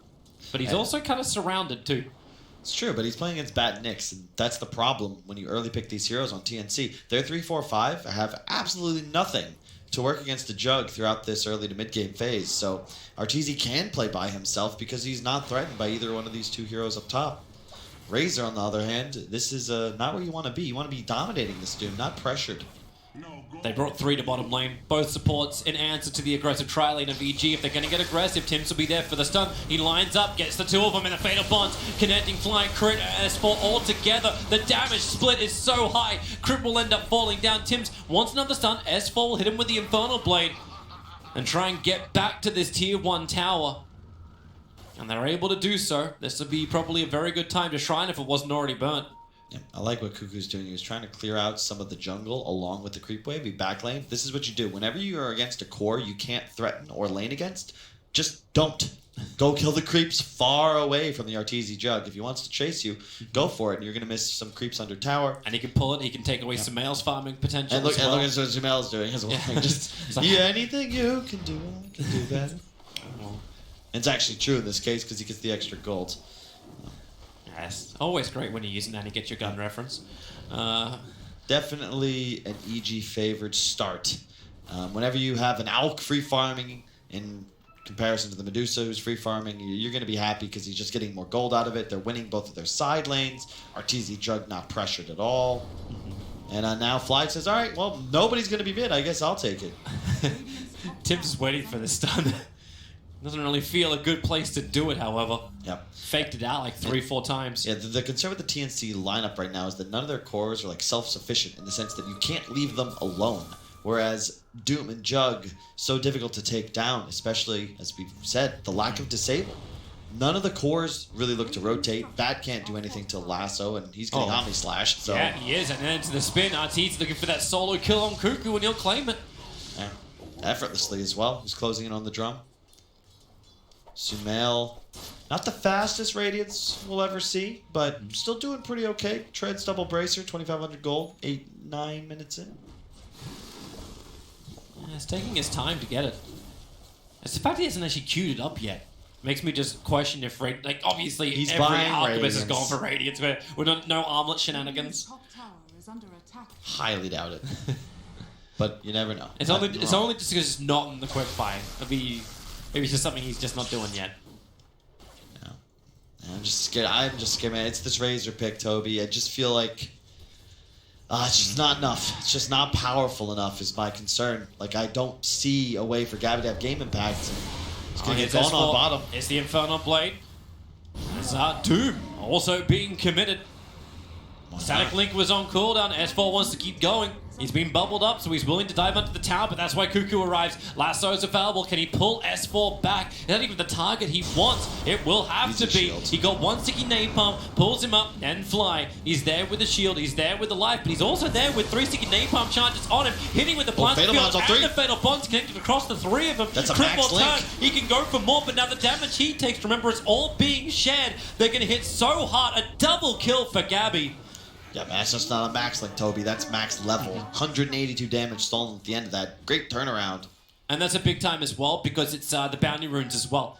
So they're able to claim them. It ends up being 3 going the way of TNC huge. For the first time. And against an Alchemist, yeah, that is huge. Considering he's got max Grievous Greed, that's a 3.5 times multiplier. Every rune you pick up is effectively 4 for Alk.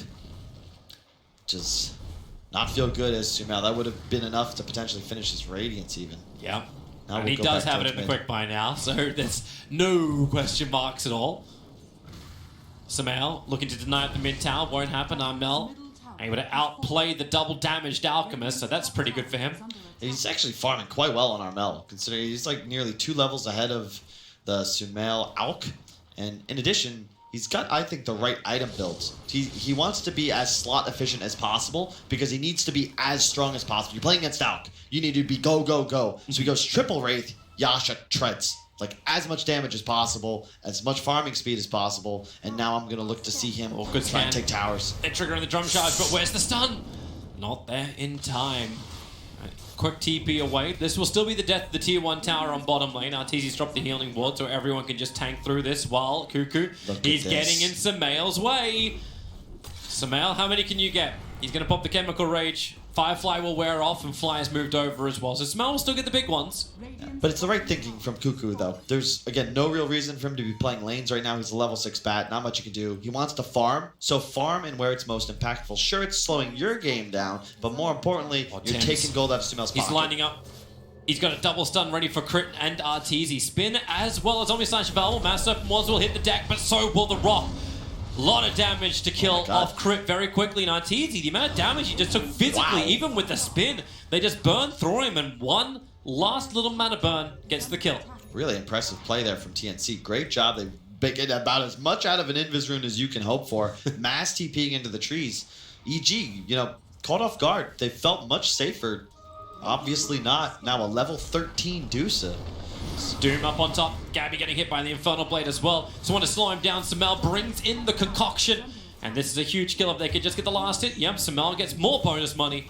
Yeah. And they could add some pressure towards the tier 1 tower. And I gotta say, that's my concern with just Gabby, man. I don't know if he's gonna have that game impact. And it's much like whenever I watch Armel play the Razor. This is just not a hero I like watching TNC play. Their core players are so talented. Razor's like, I don't know how to explain. It's like an old player's hero. You know, when your bones get slow. It's a liquid TC hero. It's like it's for the ancient ones, the 30 pluses. Your reflex is slow, and it's more about, all right, let me just stand in the right position and be tanky. It's not for the young superstars like Gabby. At least not in my eyes, but we'll see. It's a tough game for him thus far, however. I got Samel's money's going through the roof. He actually perfectly acid sprayed them where he stacked 2 camps at the same time while farming up all 3 of the camps, and now he gets a blink dagger. Like this. I've been seeing a lot of Mantis first. In this game specifically, there's no real initiation for EG, and with the Radiance and the Blink, he can just go so hard. Concoction flying forward, S4's nearby. He's got to hit the Infernal Blade to slow him down, but hey, Fly and Crit, both supports move over. Gabby, he's going to burn his own drum charges. If Crit can get this shackle, they have a chance, but he does not move fast enough. Yep, concern for TNC is like right now, EG's online. They are ready to go. They've got the Blink, they've got the Radiance. They are going to not just farm, but look to find kills around the map. And the initiation potential for TNC is just not there. They've got they got the Vendetta to hunt with, and they've got Cuckoo with bots. That is about it.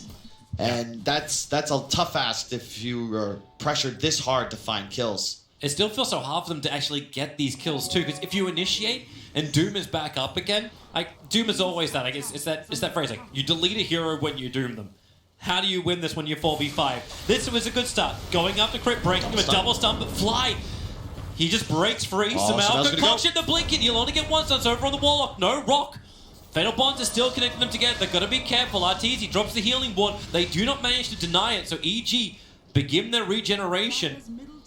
As Cuckoo goes for a different fight over towards S4, but the Dire Observer ward sees all of this coming. A good defensive ward from EG protecting their own jungle. And the script has flipped a bit. EG, they're the ones who want to hard initiate, find a kill, and then kite back. You don't want to tank a huge link as you engage into a fight. You don't want to get caught by a huge rock with Fatal Bonds up either. S4 feels like he's baiting them. But there's a battle in mid. That's a lot of damage Arteezy is taking.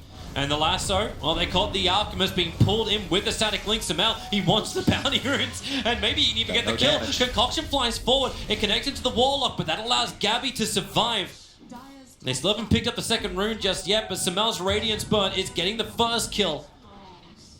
And they got both the bounties on bottom, so it's still a 2-2 trade-off on that front.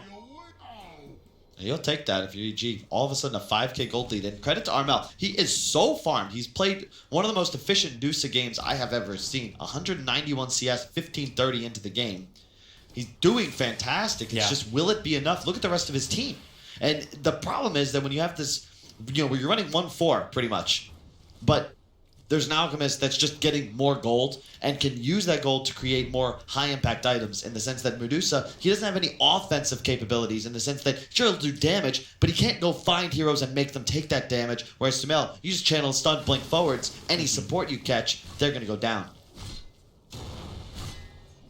My God, this is... I'm just wondering how long this is going to go on. Timsing's going to go for a while. He just bought a Hand of Midas 16 minutes in on this next assassin. He's trying to find his way in probably an Aghanim Scepter or something larger that's able to cause some problems for EG. Yeah, they continue to grow their lead, but it's mostly on that Alchemist. Concern I have is that S4, he's just going straight. He's going to play that Doom with the Blink Stop build. I think that's perfect here. Play him like a Centaur. Yep, just find more initiation tools, abuse TNC's lack of playmaking ability, and if they can just get on top of the Warlock of EU, that's going to be enough for them to win a fight. The Fatal Bonds rock. That's what TNC needs to go right if they're going to win a big engagement soon. And Samel wants to walk up that hill, but it's a little dangerous to do so. So we're sending the courier down south. The Manta Star will be completed, and this is very difficult now for TNC to initiate. Samel, he's going to initiate himself. Blinks forward, gets the concoction off. You'll have a lasso on bottom lane at the same time, so you'll say goodbye to Arteezy. Spin won't protect him. The Rock and Fatal Bonds over on 4. They've already got the kill onto Armel. Remember, he was the biggest thing of TNC. And S4 once more. Concoction again. Samel, he can't blink forward because the damage that S4's taking is putting his blink dagger on cooldown, but he'll still get the double kill. They leave it on purpose so they can move over towards Cuckoo. He was a little too fast, however, but these drum charges... Yeah, you can see it's just so running easy. out. It's so much easier for EG to play the game right now because they have the tools to not just win fights, but find kills. I mean, you have both of those available options. It's just game plays itself. They smoke, they see Dusa, they kill Dusa. Now they rinse, repeat, farm a bit. Look to make the next play soon. Here we go. Blink, concoction, Cuckoo stunned up with the acid spray on top of him. No space to really maneuver. Sumail will run through the fire and the flames. And Cuckoo, well, he can push him back, but his Firefly wore off. Sumail, 3 kills in the span of a minute. 2 in the mid, 1 up on top. That's just too easy for him, honestly. It's going to continue to happen. I don't really see where the game turns for TNC, and this was my concern for them in the draft. If you're not going to pick a hero like Drow, which would just increase the power level of your lineup, so that you perhaps be able to take fights right now, that Razor pick's got to be something that changes the team fights. Caught within 3. Another concoction. The Omniscience is out as well. They're trying to back up. They got at least a little bit of a slow, but EG is fine with that. They'll stand here, continuously burning down the Dusa, who was doomed up so early on. TNC are in full retreat while Sumail's in full aggressive mode. He blinks forward with a stun, keeping Gabby in position, and another stun. Death 4 against Tims. They really just want to chain kill after kill, EG. You can't play Dota against this right now as TNC. You don't have anything to stop them. They're picking Rosh. You got a Midas on Tims, Drums Hood on Gabby, Cuckoo with bots, Armel, Manta. You know what's missing from all these itemizations? There's no offensive power. There's no items that help the team. And EG, they've got these beefy frontliners, tons of sustain, the ability to cleanse. Sumail's getting bigger as well. Like, this really is, like, with the exception of the Blink Daggers, the old school Arc, having Manta, having Radiance, having... it's just a little too easy. Hang on. Oh, Blink Lasso. No, not the cliff. Maybe not so easy. Yeah, it's fine. He can walk off this cliff. The stun follow-up. He's getting the concoction off. He's actually going to stun himself. He can't get it off in time. No, he can. It's stunned over on the Razor. A lot of damage to on. Sumail wants to walk away. The Fed wants to link them up. Archeesy. The damage spilled out. Tims is so low, but he's still alive. The Planter Field flies forward. They're regenning up EG and they're resetting. They still got Roshan. The Aegis went into the hands of Arteezy and still remains there. Yeah, you're totally fine with that. If you're EG, you're going to control both bottom bounty runes. Arctor spin TPs out the mid wave to try and contest this top bounty. He's got to be careful. There's no lasso. Don't think Cuckoo can look to contest this. No spin, flame break, position change. Cuckoo got it. Nice. There will be enough gold for Sumail's Octarine core. Very fast timing. It's like barely 20 minutes. He finishes the Radiance at like 12, and then you blink, and suddenly he's got 3 huge items finished to go along with it. In TNC, like, you need a fight win. You need EG to overextend, have a big Golem Fatal Bond combo with the Deuce ult on top, find the kill specifically on Sumail, because remember, comeback, gold, net worth differential based on the individual heroes. You know what I'm going with this. The bigger the net worth, and he's going at 1,000 gold per minute. We see it up there, like he's already cracked the 20k mark. But they still need to bring him down through Octarine. They need to get the initiation through Manta and Sumail. He was already crazy enough with Queen of Pain Blink, which requires you to actually turn. His Blink Dagger, however, does not have this kind of restriction. It's so much harder because of the cleanse mechanic behind the Alk. So it's not as if you can even reliably 100 to 0 him, because he's always available to just interrupt the stun train. Crep was a little too slow to reach that, even with Ether Lens range. Octarine finished. Fly shows up, he's got 2 wards, they circle the area, they've got a smoke ready. Like, it's hey guys, simple Dota 2. Let's just push top, right?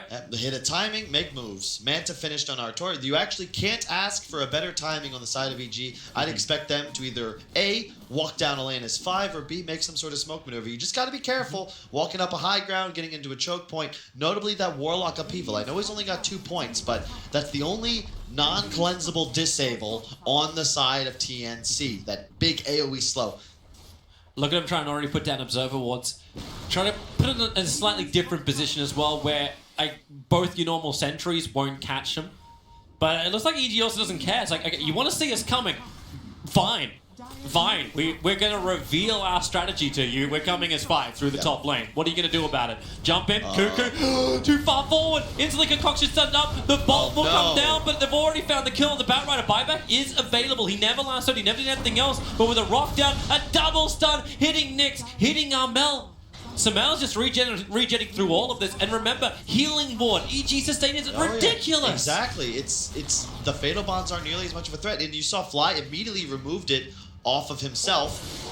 So Arteezy spun, and now they're going to juke the link as Sumail goes in. He's jumping in, he's looking for the back line, he's looking for the wall up, but S4 gets a double stun of his own. Tims will return one into S4. He doesn't have the movement speed, and they're going to keep the Doom in position in front of the tier 3 towers. They actually want to go for more. Cuckoo was dragging S4 back to the rest of his team. Sumail can blink up, the Flame Break will hit the rest of them. A sticky name pump, Sumail, alright, time to turn and fight, maybe. Mass Serpent Wards it down, they have the physical damage. Stone Gaze from Mel, they have to turn. The concoction, no, he's going to get kited. He's just sitting under the Mass Serpent Wards, but they can't find the kills just yet. They're looking towards crit, but Sumail is still so damn big with the radius. They can't even attack properly. The Fatal Bonds will connect everybody up. So now the damage between EG, they've got to be careful. It's so much damage. Mel, can he do any more? No, he's just trying to run away, but you can't run away from the spin. Maybe Kuga could do it with the Firefly on top. EG still ticking down, but Sumail is too big. He'll finally turn over and stun up Cuckoo, even though he's losing the rest of his team. The Radiance Burn is not killing the Bat Rider. Gabby is on the run from Arteezy. He'll kill off the Healing Ward. Arteezy needs the movement speed. He's got it with the Phase Boots.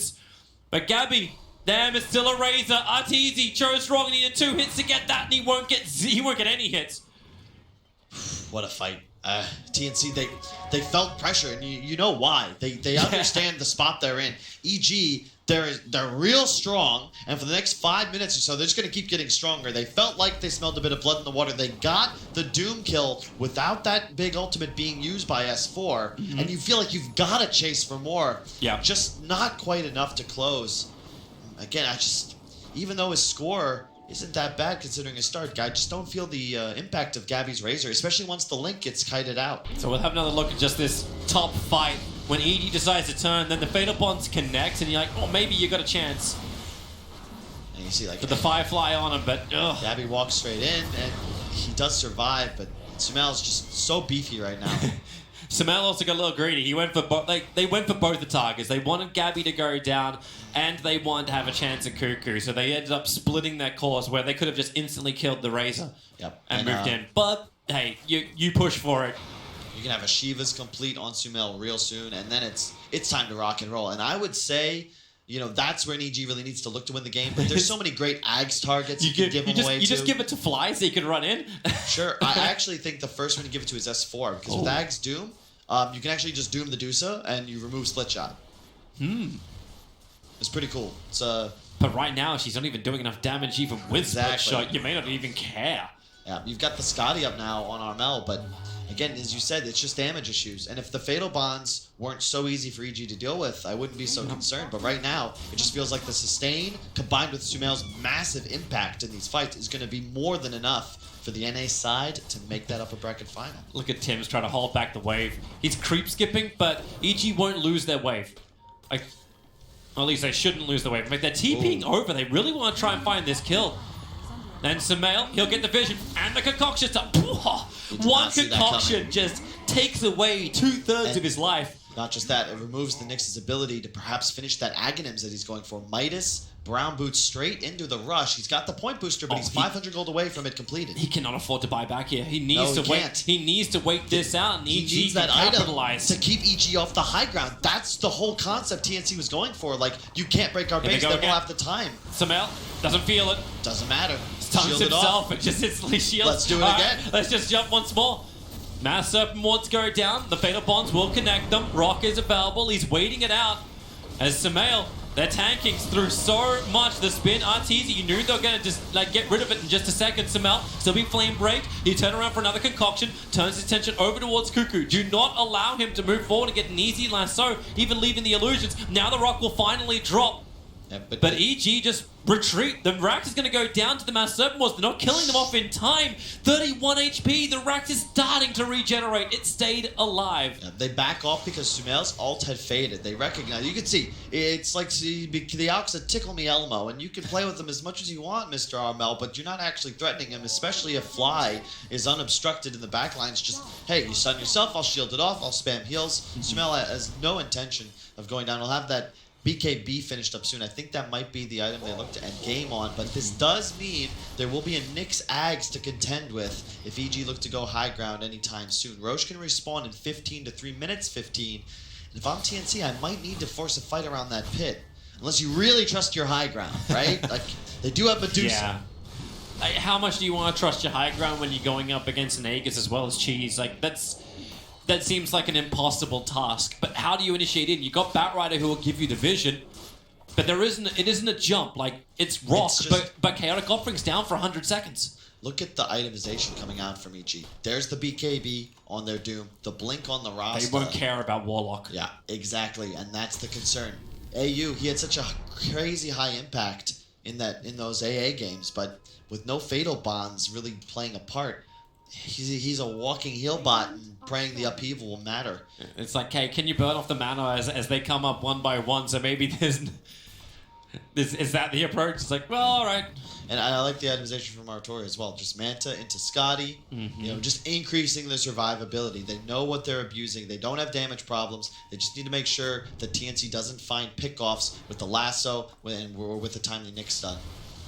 Roshan spawning in 1 minute 30. EG They're ready to go. around the pit. Concoction preparing. They're looking for the stun over towards Armel. Samel does put himself inside of a tree line and the stun. Nix Assassin doing it from up on the hillside. The Doom is out and it's over on the Medusa. She is not involved in this fight with the Omnislash. They burn through the shield so quickly. Goodbye, Armel. Gabby does at least deal a decent chunk of damage in the upheaval, making it difficult for EG to get back out of here. The Mass Serpent was dropped down. They need more damage. Samel's Concoction helping with this, but now he's running out of mana. He's got nothing more to really give, and Gabby's pumping the damage into the supports. Finally, he kills Crit. Flies uses borrowed time, so he can't really stick too close to front lines, but he needs to. Samael, he doesn't have his ultimate anymore. He blinks away. He actually doesn't even get hit with that, allowing the blink to work, and they just walk away. That was about as good a fight. You're in a choke point. The upheaval's full channel on 4. The Dusa buys back, and there's nothing. Lasso on cooldown. Tim's was forced off of his position by Arteezy, and there's literally no stuns left. Gabby, because of his poor game, wasn't able to itemize for an Atos, and the lack of catch, you can really feel it on the side of TNC. They just don't have any way to contain EG. All right, who's up? Who's up? First, please, enter the battle. The Aghanim Scepter is there for Samael, but let's watch this fight once more before we see who gets the Aghanim. It's so simple. It's just pretty much, we have a Doom and a Jug that are BKB, or spinning BKB, and the whole side of TNC can do nothing but watch as their hard carry goes down. And as he buys back, like, look at this. The EG's doing the slow walk. It's a slow motion retreat. And Sumel's, like, he's not even taking damage. My God. What do you do? How are you going to win this game, TNC? I think you might even need to just buy a Rapier on the Dusa, but... Juggernaut got the Aghanim's upgrade, by the way. Really? So, welcome to the Scepter duration for Omnislash, 4.5 seconds. I like that because they're just going for hero deletion, right? It's obvious that TNC can't keep EG in a fight they don't want, so just pop all your spells, walk forwards, find kills, and if there's buybacks, walk away. It also feels fun too, because you jump in, you spin, then you go with the ulti, and it's like a half a second difference between when you can go into a spin again, so you're like immune for the majority of the initial engagement. But Samael also gets his bonus right from this. How so? Unless I'm wrong. Oh no, that's the other. No, ignore. I'm thinking of something else. I know where you're going with this. Yeah. And they look to push mid. Remember, EG can kill the shrines if they do desire. The tier 3 bot has gone down. TNC looking to get aggressive here, but it's just a tough ask. They've got 2 smokes available, all spells ready. I just question, where is the damage? The Razor, you can get a full link off now thanks to that new BKB. But it's got to be on a critical target. You need to, I think, drain Sumail. Yeah, you got to drain Sumail or Arteezy and engage in a long fight, and more importantly, ensure EG is in that long fight. Have we got round 2 already? Yes, we do. All right, everyone. Gather round. I have gifts for you, children. And it's Doom. Doom will claim this one. Yep, it's. I mean, you Doom the Doosa. Yeah. Good luck. Yeah, good luck. Have fun. This feels a little harsh. I want to try and find a bright side for TNC. Like this is one of these positions where like you're starting to analyze the game. Like, you know what? EG look good. EG look good. EG look good. What has TNC got? Like they've got massive high ground turnaround potential. They need to try and bait BKBs, get a huge drain off, and have EG stand in a choke point upheaval without recognizing their their scenario. Oh, Tim's, Oh, he's no. hexed up. He came in range of the sentry ward. He thought he was fine inside the Vendetta while Samal jumps into backlines over on Gabby. The stun is good. The rock wall drop, and they're holding him in position. But S4 and Arteezy, they're really close inside the hole. But then you've got the Omni Slash. It's just lasting forever in the backlines, but he doesn't get a single kill. Maybe the melee refs can die, but EG, they're thinking about the retreat. The Mass Serpent Wands will kill off the racks, but EG, yeah, he said it again. The rock is a great body block. Samal is down on 0 mana. But EG walk out with all 5. They had like 3 heroes on top of the stone gaze, and they still couldn't find it. They literally threw everything and the kitchen sink at him, and EG just wander off into the woods after securing the racks. It's just, I'm trying to find the hope for TNC, but the fact of the matter is that right now, they do not deal damage, and they need more items. They need to extend this game. But you got a Shiva's guard being built in for Gabby. Like, I know he's going to be able to sustain, but does a butterfly do it for Medusa? Is this enough? It's a start. It gets him a little closer, but realistically, he's going to need really 2 more items before he's able to go toe-to-toe with Sumail. And EG can just walk into Roshan and take it if they wanted to. Like, nothing stops us from doing this either. There's no Golem available. Do we have another Ags yet for anybody? Not yet. But give it time. Yeah. TNC, this time in the high ground, Samal plays himself very aggressively up. He just doesn't care. He doesn't even need a BKB for this engagement. Tim's keeping the backlines. It's not the real jug. Actually, nothing. Yeah, he thought it was. They trigger the BKB. It was his 9-second BKB that goes down the drain. Oh, boy. And Roche now, an objective. You can see, like, Sumail did that blindly, FYI. Just going forwards, full Rambo, and just like, actually, it looks a little dicey. Let's get out of here, folks. And Artur's going to move towards top, trying to finish off the Mjolnir, just 1,000 gold away. By the way, S4's got his BKB now with the plate mail on top. That Aghanim said, because there's not enough money in Samal right now. Like, was it on the courier that died? It might have been. I think the third Aghanims may have actually been on the dead courier. Like, apologize, it's the end of the night. Didn't actually notice it before, but okay. I heard from our wonderful observer that we do not think so. I think just stop farming for a bit. He'll have one soon. It's fine. If we're in the old version, we could actually click that dead courier. But please, don't worry. He's got another. Oh, this is great. It's such a cool. You always say this when you're casting, like, oh, guys, there's a lot of good Ags heroes on this team. They will scale, but you very rarely see it like this. Alchemist would give it to them all. Yeah, it would be great. Yeah. I think you give this one to the Abaddon, but I have a feeling Crit's going to ask for it. You get it in the priority of your hero's role in the team. Captains are last. Fly, wait your turn. That's harsh. You think like his Aghanim's upgrade is one of the best if you're high ground. To be fair, you saw that clip right with the ES Echo Slam. It's just like preempted borrowed time and just healed every bit of damage that came out after. That was glorious. Indeed. It's just that right now I think EG are trying to focus more on area control. Thus I feel Crit is going to be the lucky winner. Bear in mind, this whenever you're Dire, it's ideal to take this bottom racks because it forces heroes to go as far away from the Roche pit as possible. EG are very happy with their status in this game. TNC though, every moment that goes by, their win percentage increases.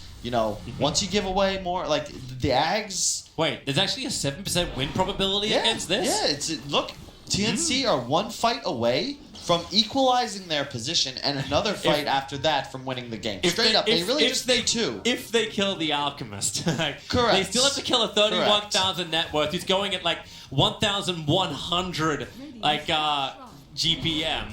Yeah, and they did give the Ags. Crit. Yep. He has level 18 as well. Now the Serpent Wards have split shot. They are going to be doing so much damage, but here comes the fight. Yeah. They get the initial stun. Tim's is on the front lines. They're trying to kill up the Juggernaut, the Rock, as well as the Fatal Bonds. They dispel it pretty quickly. S4 forced to run away, but he already got the Doom off over on the Stone Gazing Deucer. But Samal, he's just sitting on top of Cuckoo, working with Crit. You will end up losing Fly, but hey, he's the captain. He was meant to die anyway. They go up to Gabby. Here comes Concoction. No PKB charge left anymore. He's trying to run back out, but the Omni Slash is up. Good luck, Gabby. Armel's like, please, let me take it for you, but it won't take anymore. Moving in. Arteezy keeps the pressure on over towards Warlock. A triple kill for the Juggernaut. And they're looking for a fourth one, and they'll get it. Tims will die to Sumail, and this should be a push for the GG or a push for three buybacks, either one. Yep, creeps in the base. A decent initiation for TNC, but as you can see, just the damage problems, man. The Doom went out on the Dusa, no split shot. Armel's forced to walk all the way back to base. He's not even in that fight. I mean, EG, their chasing power is just far too much. There's a 6.75 second cooldown on the unstable concoction, and Sumail just keeps spamming it. Whoever he wants to target, they're going to go down. Roshan available, the Courier scouting it out. Are they ever going to change this position?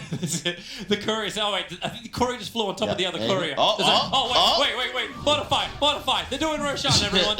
Courier this is the real battle. Okay, who wins, Turtle or Bug? Turns out no one. Well, we win.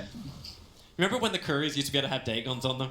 Yes. And they can actually... Oh, stop reminding me. And they Good could Lord. find kills. It was great. No other things to bring back. Mechanics, I don't miss for 200, Alex. Roshan will go down. Aegis picked up on Arteezy. Sumail moving forwards.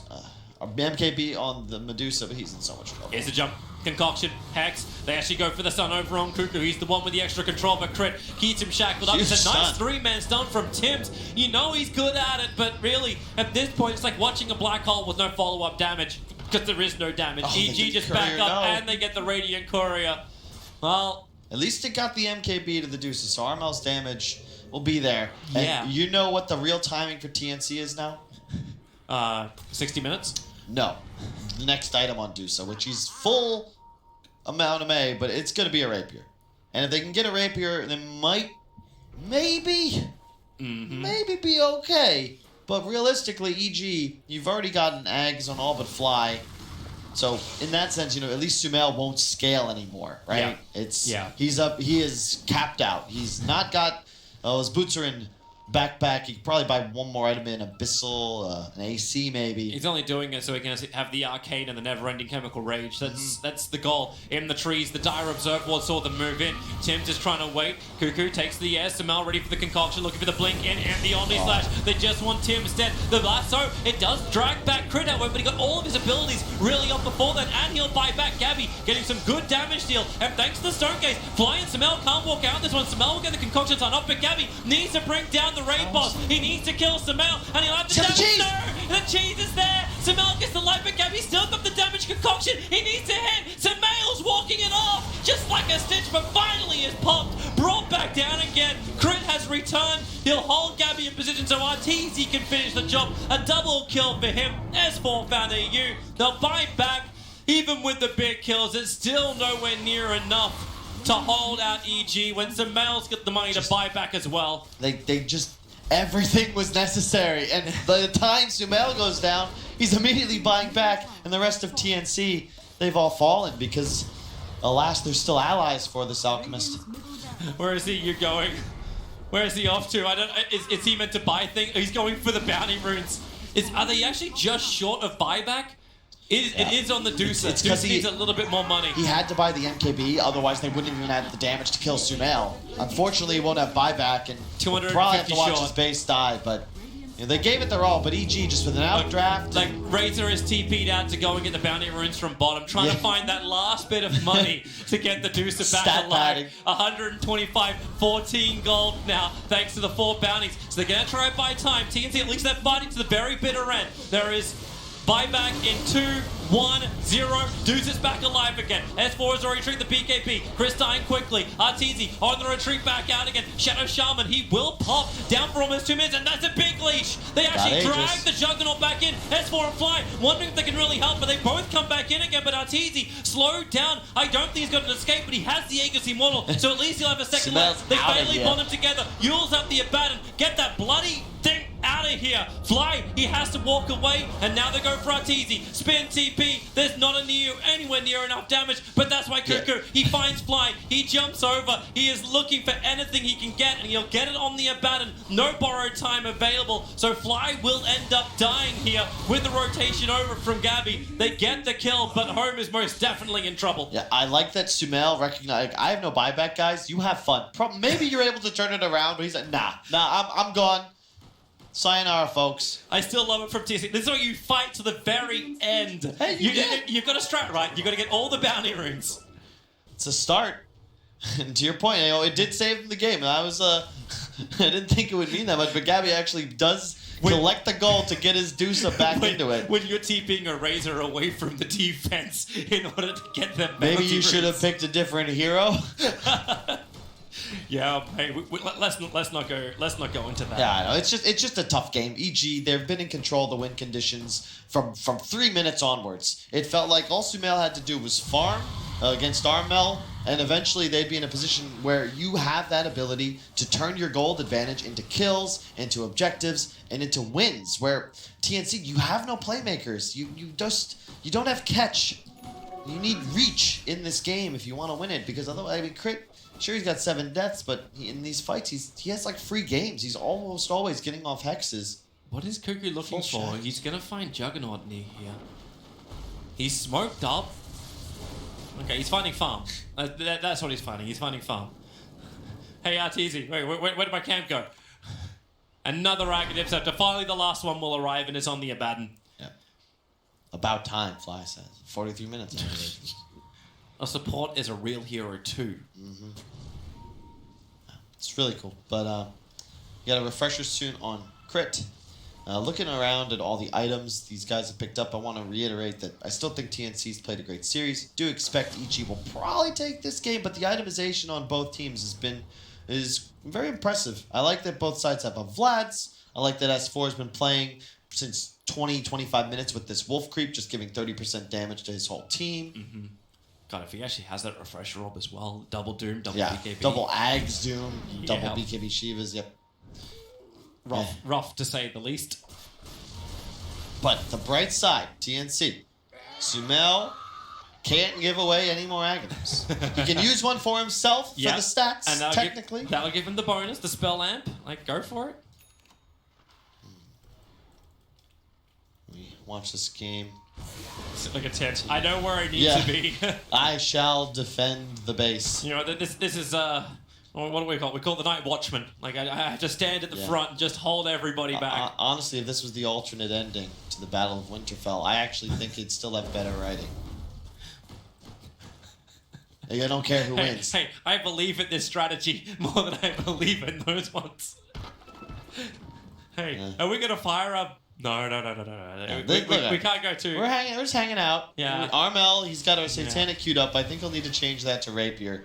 EG, they're one game away from the upper bracket. They don't want to make any crazy mistakes. I think he's just looking for the sustain though. Like, in a way, I can kind of believe. I don't know, man. In that. I don't think you can defend your base is the problem without the Rapier. Just simply because you won't have the damage to deal with the EG buybacks. Because you need to kill them twice, right? The Courier's making the run. Cool, but... The Courier's making the run. It needs to grab the Reaver without dying. It's, hello, Batrider looking for the bounty runes. And Cuckoo will be able to pick up the 45. One of them.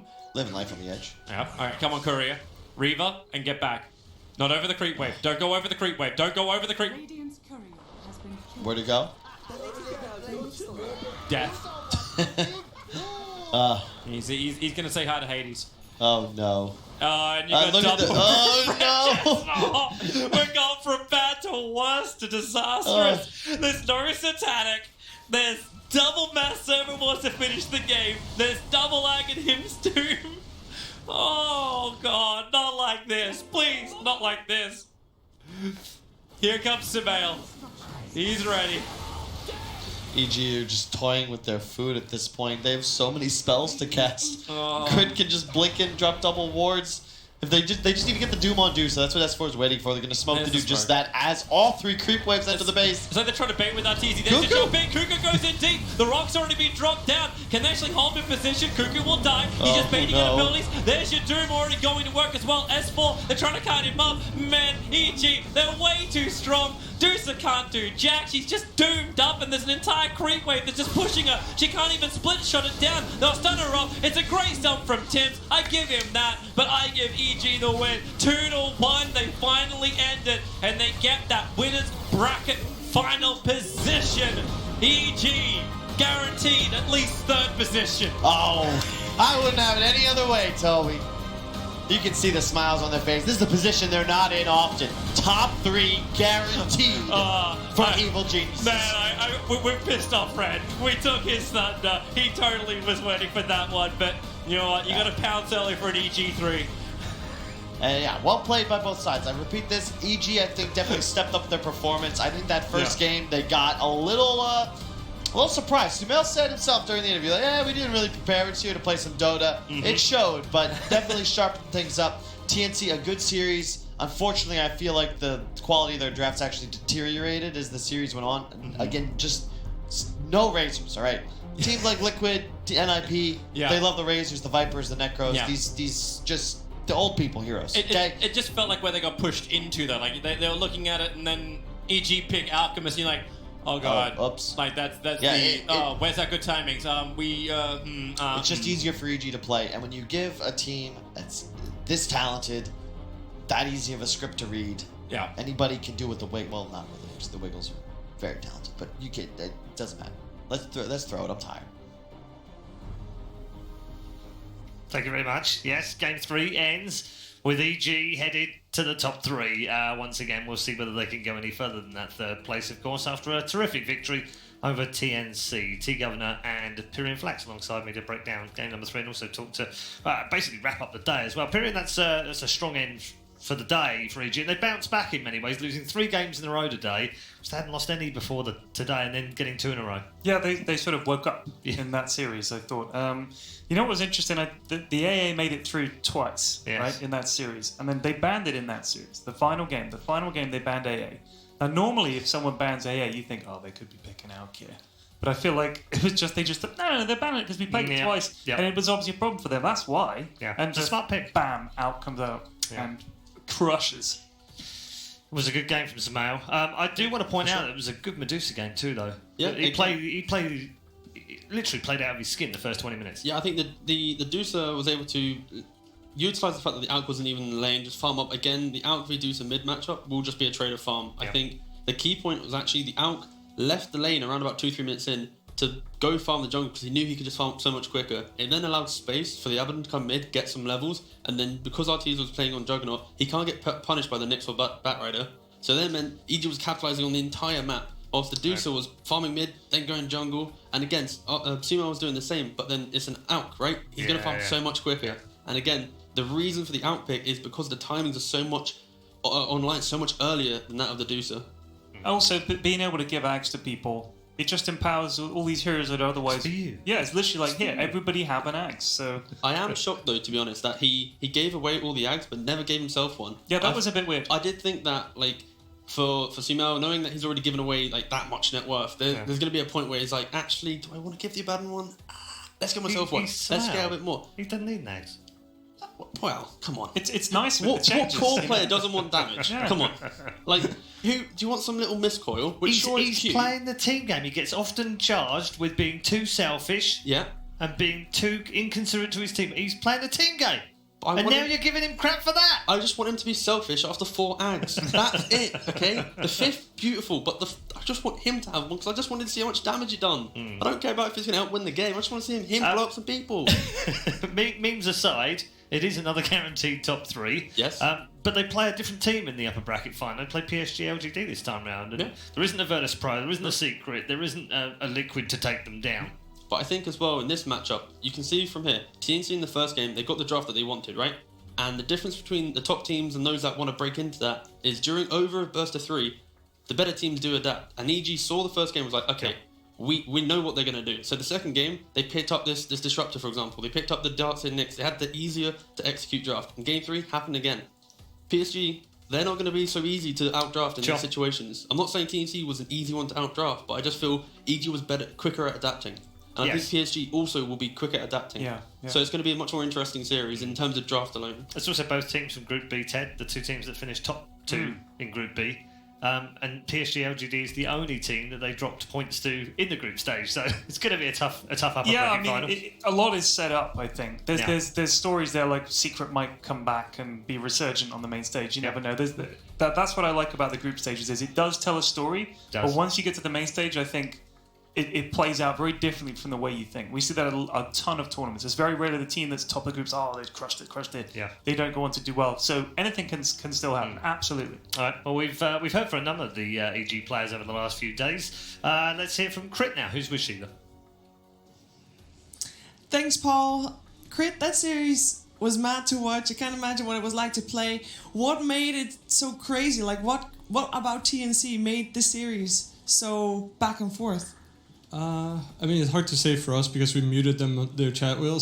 But I feel like you can still feel the fact that they're chat wheeling all the time. So I don't know if they were, but it feels like they're playing in the way that like symbolizes that. So they're definitely like a very good team. They got a lot of structure that they didn't have previously, and they're a hard team to play the map against, which is something that we usually feel like we're pretty good at. So they definitely improved a lot over the last couple of months. So yeah. And in the middle of the series, I mean, the first game was already mad, and the second game, for some reason, even more crazy. Like, what changes did you try to make to get a better control over the game?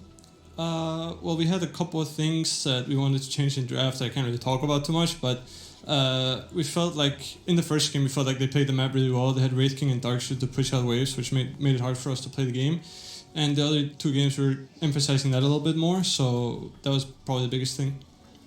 And for this series and for the last couple of days of games, how do you feel like Roshan has changed from before the patch? Because it felt like most of the fights, or rather a lot of the fights, were obviously about Roshan. I think it's harder to do now, and it's like people are a little bit more scared to just commit to doing Rosh. For us, like in this series, we didn't really feel the refresher axe type of thing in any of the games, but it's definitely something you think about in some games. And also, like when you have Alchemist, like the whole like having heroes that have good axe is like pretty important. So we had Alch that game, but sometimes you need to get the Rosh for the axe. So yeah. All right, and final question. Obviously, there's an MVP vote happening. Who would you say, if you are just basing it on this series as best of 3, who in your team deserves the MVP? I would probably say Sumail. I would like to say myself, but I think this was not like my best series, and it definitely wasn't some of my best heroes either. So I was kind of just trying to do what I could for the team. So I would say Sumail was the one who kind of pulled it back the most and tried, like, he gave the most in these games. So yeah. All right. Well, thank you very much for taking the time to talk to me. It was a long series, so I'm going to let you go, and we are going to head back to the panel. Yes, fantastic. Crit going through with EG to the upper bracket final, where they'll play PSG LGD on the main stage, of course, in front of the live crowd here at the National Indoor Arena in Birmingham. Let's check in with the brackets and show you how that's panned out, because, of course, all of these teams now have made their way through. 8 teams in all. The top half of the bracket shows what we've just seen. EG going through 2-1 against TNC Predator, despite the fact that they lost the opening game. In the other game, it was the all-Chinese affair between Vici Gaming, of course, major winners this season, against the runners-up from TI last season, PSG LGD, who came through that one 2-0, although I have to tell you, it was a slugfest. Down in the lower bracket, none of these teams have played, of course, so far in the lower bracket. They're all waiting to do so in front of you tomorrow, with Team Liquid going head-to-head with Gambit Esports, and the big one, Team Secret versus OG, the winner of which will face off against TNC. Not an easy road through that lower bracket, gents. No, not at all. I think all of these games are going to be really good, really close. I think, especially with the fact that most of the European teams, all the European teams are down there or out. Oh, down here. So I think, especially with their showing in the last major, I think it just means that this low bracket is even scarier, because sure, they're down here for now, but it means they're going to probably have a deep run, at least one of them. So yeah, well, I was going to say only one of them. No, yeah, well, only one of them can go all the way. Well, sure, yes, you have technically logicked me there. Maths, Robson. But define deep though, because really, is the low bracket finals deep, or is it like just low bracket? Well, that's very deep. Well, yeah, this is what we're on about, right?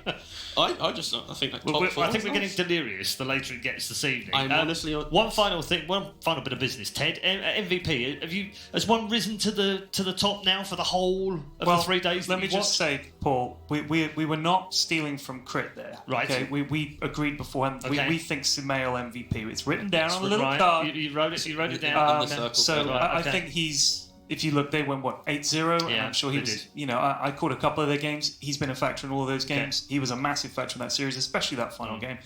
I think it's a fair shout to say All he's right. been the MVP of the group stage. Well, let's find out what you've been voting for, because the votes have been coming in thick and fast, of course. The community votes voting for the Mercedes-Benz MVP of ESL 1 Birmingham. These are the three, no particular order right now.